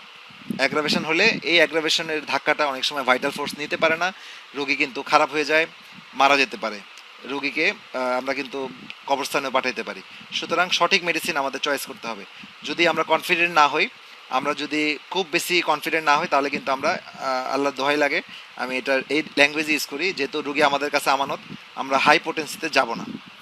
অ্যাজ এ বিগিনার আমরা প্র্যাকটিস করতে করতে যেতে পারি, প্র্যাকটিস করতে করতে যখন আমার কনফিডেন্ট অনেক হয়ে যাবে, আমি মাইন্ড সিমটম নিতে পারছি, আমি নার্ভাস সিস্টেম, আমি ইমোশনাল সিস্টেম, আমি হরমোনাল সিস্টেম বুঝতে পারছি, তখন আমি হাইপোটেন্সিতে গেলাম। হ্যাঁ, তার আগে না, তার আগে আমি 30-200 দিলে আলহামদুলিল্লাহ মোর দেন 95% কেস আমার ভালো হয়ে যাবে, কোনো টেনশন নাই। ঠিক আছে, বিতুল গাছের লেভেলে গেলে, কেন্টের লেভেলে গেলে, রাজন শঙ্করনের লেভেলে গেলে তখন আপনার হাইপোটেন্সি আপনারা ইউজ করেন, বা আপনি যখন প্র্যাকটিসটা 30-40 বছর হয়ে যাবে, আপনি অনেক বুঝতে পারছেন, সব দিকে বিবেচনা আপনার চলে আসছে, আপনি তখন হাইপোটেন্সিতে যান। আপনার রোগী, কারণ যা হবে রোগীর উপরে, এই কথাটা বলার উদ্দেশ্য কি, রোগীকে ভালো করতে যে খারাপ করা যাবে না। বিচারক যেমন একটা কথা আছে না, বিচারকের জন্য আপনার 100টা পাপী বা দোষী ছাড়া পেয়ে যাক, কিন্তু কোনো নিরপরাধ ব্যক্তি যেন শাস্তি না পায়। একটা বিচারকের মটো বা উদ্দেশ্য কিন্তু সেটা। তো আপনি চিকিৎসক হিসেবেও আপনাকে একটা চিন্তা অনেক সময় করতে হয় যে রোগীর আমি উপকার করতে না পারি, অন্তত ক্ষতি করব না। এই কথাটা একটু মাথায় রাখতে হবে, কারণ দিন শেষে আমাকে সবারই হিসাব দিতে হবে। আমরা আমাদের জ্ঞান দিকে আমরা যেহেতু জ্ঞান অর্জন করতে হবে, কারণ জ্ঞান অর্জন না করাটা একটা পাপ। কারণ আমরা যেহেতু জ্ঞান, আমরা বুদ্ধিজীবী, আমরা জ্ঞান বিক্রি করে খাই, আমরা তো কাজ করে হাল চাষ করে খাচ্ছি না, আমরা এই জ্ঞান পড়তেছি, জ্ঞান বিতরণ করছি, জ্ঞানের আদান প্রদান করছি, নলেজ দিচ্ছি। হ্যাঁ, ডাক্তারও তো একটা বুদ্ধিজীবী। আমার এই সারাদিন এই পড়াশোনা করে এই 3,500-5,000 মেডিসিন আছে, ওখান থেকে একটা মেডিসিন বা দুইটা মেডিসিন আপনার জন্য ধারাবাহিকভাবে দিচ্ছি। তো এইটা তো আমার জ্ঞান থেকে দিচ্ছি, তাহলে দিতে গেলে আমাকে পড়তে হচ্ছে। আমরা বুদ্ধিজীবী, আমরা বুদ্ধি বিক্রি করছি, কিন্তু আমরা বুদ্ধিটা আমরা যেন সঠিকভাবে অর্জন করি, চর্চাটা করি, কারণ আমাদের তাহলে এটা জাস্টিফাই থাকবে। তো যাই হোক, এই কথাটা বলতে যে অন্য কথায় চলে গেলাম। আপনারা অনেক সিনিয়র আছেন, আমার কথায় মাইন্ড করেন না, কারণ হয়তো এটা কথাটা একটু ভারী হয়ে গেল। তবে আমি এটা আমার ফিল করি, ভিতর থেকে ফিল করি যে এই কথাটা আসলে আমাদের সবারই প্র্যাকটিস করতে হবে। আমার নিজের জন্য এটা খুব বেশি দরকার, আমি চেষ্টা করি আর কি। আরেকটা বিষয় হচ্ছে, high potency are more subject to antidoting from bad diet, coffee, mint, other medicine, etc. during the initial stage after taking a remedy. এখানে ইম্পর্টেন্ট একটা মেসেজ, খুব ইম্পর্টেন্ট মেসেজ। এই কথাটা আপনারা বুঝতে পারছেন কি না, অনেকেই পারছেন হয়তো, আমি লাইনটা আরেকবার বলি, খুব স্লোলি বলছি, আপনারা একটু খেয়াল করেন। High potencies are more subject to antidoting from bad diet, coffee, mint, other medicines, etc. during the initial stages after taking a remedy. Zainul Abedin সাহেব, বুদ্ধিজীবীদের জীবনী শক্তি কম হলে অবশ্যই আপনি লো পোটেন্সি দিবেন, কারণ দিন শেষে জীবনী শক্তি দিয়েই তো হোমিওপ্যাথি ওষুধ কাজ করে। জীবনী শক্তি যদি যার দুর্বল থাকবে, তাকে আপনি কখনোই হাই পোটেন্সি দিবেন না। ওকে,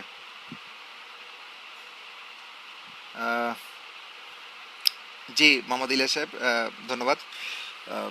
ঠিক আছে, আমরা যেটা বলছিলাম যে কি বলছিলাম, high potency are more subject to antidoting from bad diet, coffee, mint, other medicine, etc. during the initial stages after taking a remedy. High potency আমরা যেমন বলি না, কিছু কিছু মেডিসিন আছে আপনার এই মেডিসিনগুলোকে অ্যান্টিডট করে দেয়। অ্যান্টিডট করে দেয় মানে কি, বলি না আমরা কফি খাবেন না, আমরা মিন্ট, মিন্ট মানে যে পুদিনা পাতা বা এই ধরনের গন্ধযুক্ত খাবার, রসুন, কাঁচা রসুন, যেগুলো মুখে অনেকক্ষণ গন্ধ হয়ে থাকে, বা বিভিন্ন মশলা, তারপরে উত্তেজক কোনো খাবার, এগুলা খাবেন না। এগুলা বেশি নষ্ট হয় কি, এগুলো আপনার এই ধরনের খাবারগুলা আপনার উচ্চ শক্তিকে বেশি নষ্ট করে দেয়। কারণ এগুলা কি, এগুলো গন্ধগুলা, গন্ধ কি, স্মেল, এটার ব্যাখ্যাটা আমি দিচ্ছি, ব্যাখ্যা ছাড়া কিন্তু আপনারা আগাবেন না, সব জিনিসের ব্যাখ্যা জানতে হবে। হ্যাঁ, হু হু করার আমি পছন্দ করি না, যে আমি যাই বলি ভুলও বললেও হ্যাঁ, সঠিক বললেও হ্যাঁ, এই হ্যাঁ করা যাবে না। আপনি কেন উত্তর বের করার চেষ্টা করতে হবে। আমার কাছে না পান, আপনি বই পড়েন, না পারলে আরেকজনের কাছ থেকে উত্তর নেন। উত্তর আপনাকে জানতে হবে, তাহলে আপনি জিনিসটা আপনার সলিড ফাউন্ডেশন হবে, আপনার ভিত্তিটা স্ট্রং হবে। এটার ব্যাখ্যা হচ্ছে, আপনার এই যে ঘ্রাণটা কি, ঘ্রাণটা আপনি কোন লেভেলে টাচ করে দেখেন। ঘ্রাণটা আমরা কোন দিক দিয়ে, কোন নার্ভ যায়, এটা ক্র্যানিয়াল নার্ভে যে 2 নাম্বার নার্ভটা আছে, মানে 1 নাম্বার নার্ভ, এটা হচ্ছে অলফ্যাকশন। অলফ্যাকশন মানে কি, ঘ্রাণ।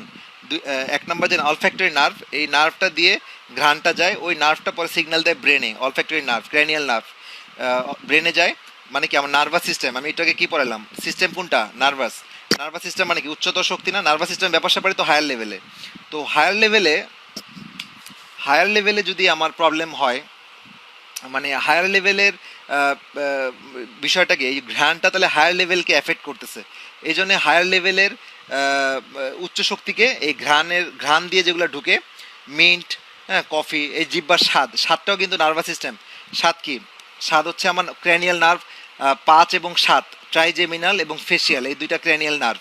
এই দুইটা ক্র্যানিয়াল নার্ভ দিয়ে আমার স্বাদটা ক্যারি করে ব্রেনে যায়, তাহলে আমার এটাও নার্ভাস সিস্টেমের অংশ। তাহলে এই নার্ভাস সিস্টেমকে যারা ক্যারি করছে তারা কিন্তু আমার হায়ার পোটেন্সির সাথে ডিল করছে। এই জন্যে আপনার এই ঘ্রাণ এবং স্বাদের যে বিষয়টা, এরা উচ্চতর শক্তিকে ধ্বংস করে দিচ্ছে। আমার ব্যাখ্যাটা কি আপনাদের বুঝতে অসুবিধা হচ্ছে কিনা, বুঝতে সমস্যা? এরা কিন্তু উচ্চতর শক্তিকে ধ্বংস করছে, কারণ এরা উচ্চতর পর্যায়ে কাজ করে, ঘ্রাণ এবং স্বাদ। ঠিক আছে?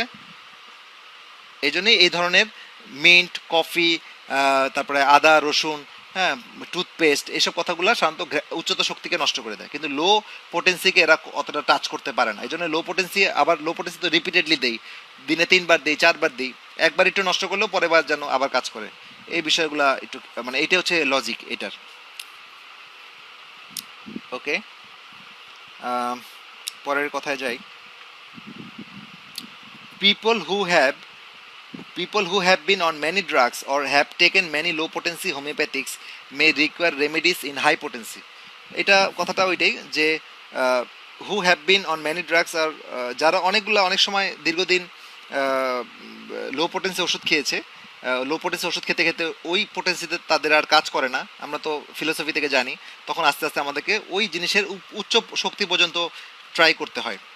আগে কাজ করতো 30, এখন আর কাজ করছে না, তাহলে আমি ওইটা 200 দিয়ে দেখবো। 200 এখন দেখা যায় 200 কাজ করতেছে, তাহলে 200 কন্টিনিউ থাকবে। আবার যখন 200 কাজ করা বন্ধ করছে, 1M, হ্যাঁ, এইভাবেও gradually step ladder position, step ladder মানে সিঁড়ির ধাপের মতো করে আমি আগাইতে পারি। ওকে, high potency are usually contraindicated in advanced pathological condition where vitality is very low in feeble children or in advanced age. ওই কথাটা, আগের কথাটা, যদি রোগীর অ্যাডভান্স স্টেজে থাকে, প্যাথোলজি অ্যাডভান্স স্টেজে থাকে, রোগী ভাইটাল ফোর্স কম থাকে, তাহলে আমরা হায়ার পোটেন্সি দিব না। Both higher potency and repeated low potency can change the basic weakness and susceptibilities of an individual. Higher potency start at a subtle level and work from above downwards and from the subtle to the gross physical. তাহলে জিনিসটা কি বললো? Low potency gradually changes the cellular basis which ultimately has an impact on the deepest level. আচ্ছা, একটা অসুখ দুইভাবে হয়, সহজভাবে বলি। আগে মন আক্রান্ত করে ফিজিক্যাল লেভেলে আক্রান্ত হতে পারে, যেমন টেনশন করলে বুকে ব্যথা হয়, এটাকে বলা হয় সাইকোসোমাটিক ডিজিজ।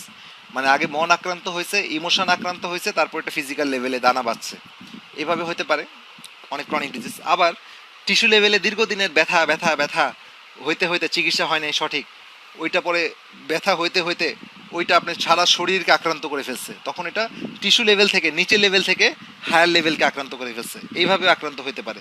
তাহলে আক্রান্ত দুই লেভেল থেকে হতে পারে, উপর থেকে সারা শরীর, ফিজিক্যাল, মেন্টাল থেকে ফিজিক্যাল লেভেলও বডি আক্রান্ত হয়, আবার ফিজিক্যাল লেভেল থেকেও মেন্টাল লেভেলে আক্রান্ত হয়। সুতরাং দুইটাকেই আমার বিবেচনায় নিতে হবে। যদি আমরা যদি দেখি যে হায়ার পোটেন্সি আর রিপিটেড লো পোটেন্সি দুইটাই আমার যদি মানে করে রোগীর সাসেপ্টিবিলিটির সাথে মিলে, রোগীর সংবেদনশীলতার সাথে মিলে, তাহলে আমি দিতে পারবো, দুইটাই দেওয়া যাবে। এবং এটার গ্র্যাজুয়ালি, এটা লো পোটেন্সিগুলোকে গ্র্যাজুয়ালি এটা আস্তে আস্তে উপরের দিকে উঠতে হয়, হায়ার পোটেন্সির দিকে যেতে হয়। রোগীর যত রেসপন্স ভালো হবে, রোগী যত ভাইটাল ফোর্স যত ইমপ্রুভমেন্ট হবে, রোগীর সেন্স অফ ওয়েলবিং যত ভালো হতে থাকবে, তত আমি হায়ার পোটেন্সিতে যাব। হ্যাঁ, রোগীর সেন্স অফ ওয়েলবিং কথাটা যে বলে ফেললাম, এই কথাটা একটা ইম্পর্টেন্ট। সেন্স অফ ওয়েলবিং হচ্ছে আমার রোগীর একটা সঠিক মেডিসিনে একটা কিছু ক্রাইটেরিয়া আছে, একটা মেডিসিন সঠিক হলো কিনা এটা বোঝার জন্য কিছু জিনিস জিজ্ঞাসা করতে হয়। যে একটা মেডিসিন দিলে রোগী, মনে করেন ব্যথার রোগী, রিমাটেড আর্থাইটিস নিয়ে আসছে, হ্যাঁ, কিন্তু রোগীকে আপনি একটা মেডিসিন দিলেন, রাস্টক্স দিলেন, ধরেন রাস্টক্স দিলেন, কমন একটা মেডিসিন দেওয়ার পরে রোগী 7 দিন পর বা 10 দিন পর বা 1 মাস পর ফলো আপে আসছে, তো এসে বললো যে ডাক্তার সাহেব আমার ব্যথা কমে গেছে, কিন্তু আমার ভিতরে অস্থিরতা অনেক বেড়ে গেছে, আমার আমার মানে আমি আর ঘুমাইতে পারি না, আমার পেশাব পায়খানা ভালো নাই, আমার পায়খানা কষা হয়ে গেছে, আগে তো নর্মাল ছিল। যদি এরকম হয়, তাহলে আপনি বুঝবেন কি, আপনি রোগী যতই খুশি হোক যে তার ব্যথা তো কমে গেছে, কিন্তু আপনি কিন্তু বুঝবেন যে আপনি সঠিক ওয়েতে নাই, আপনি ভুল মেডিসিন দিয়েছেন। কারণ আরোগ্যের নীতি হচ্ছে কি, আরোগ্যের নীতি হচ্ছে যে আপনার আগে সেন্স অফ ওয়েলবিং, আপনার এই ক্রনিক ডিজিজের ক্ষেত্রে একটা ইম্পর্টেন্ট মেসেজ হচ্ছে এই মাইন্ড সিমটম, ফিজিক্যাল সিমটম, এগুলো আগে ভালো হবে, তারপর ফিজিক্যাল লেভেল ভালো হবে। কিন্তু রোগী যদি 1 মাস পরে এসে বলে যে ডাক্তার সাহেব আপনি কি ওষুধ দিলেন, হ্যাঁ আমার তো ব্যথাই ভালো হলো না, বা ব্যথা খুব একটা কমে নাই, ব্যথা বেড়েও গেছে অনেক সময় বলে, অ্যাগ্রাভেশন। কিন্তু আপনি যখন জিজ্ঞেস করলেন যে ভাই আপনার ঘুম কেমন হয়, আগে তো ঘুমের সমস্যা হতো, বলে না এখন ঘুম ভালো হচ্ছে। আপনার জায়গায় অস্থিরতা ছিল, এখন কেমন, বলেন না এখন অস্থিরতাটা কম। আপনার পেশাব পায়খানা যে সমস্যা ছিল, মানে এখন পেশাব পায়খানা রেগুলার হয়ে গেছে। তাহলে এই যে এই বিষয়টাকে বলা হয় সেন্স অফ ওয়েলবিং, ভিতর থেকে ভালো লাগা, সার্বিকভাবে ভালো লাগা, যদিও তার ফিজিক্যাল সিমটমটা এখনো যায় নাই। তাহলে সেই ক্ষেত্রে আপনি কিন্তু ওষুধ কন্টিনিউ করে যাবেন, রোগী যতই বলুক। আপনার ওষুধের পোটেন্সি দেখবেন যে ঠিক আছে কিনা, সেটা দেখে আপনি আগাবেন, কিন্তু ওষুধ চেঞ্জ করবেন না।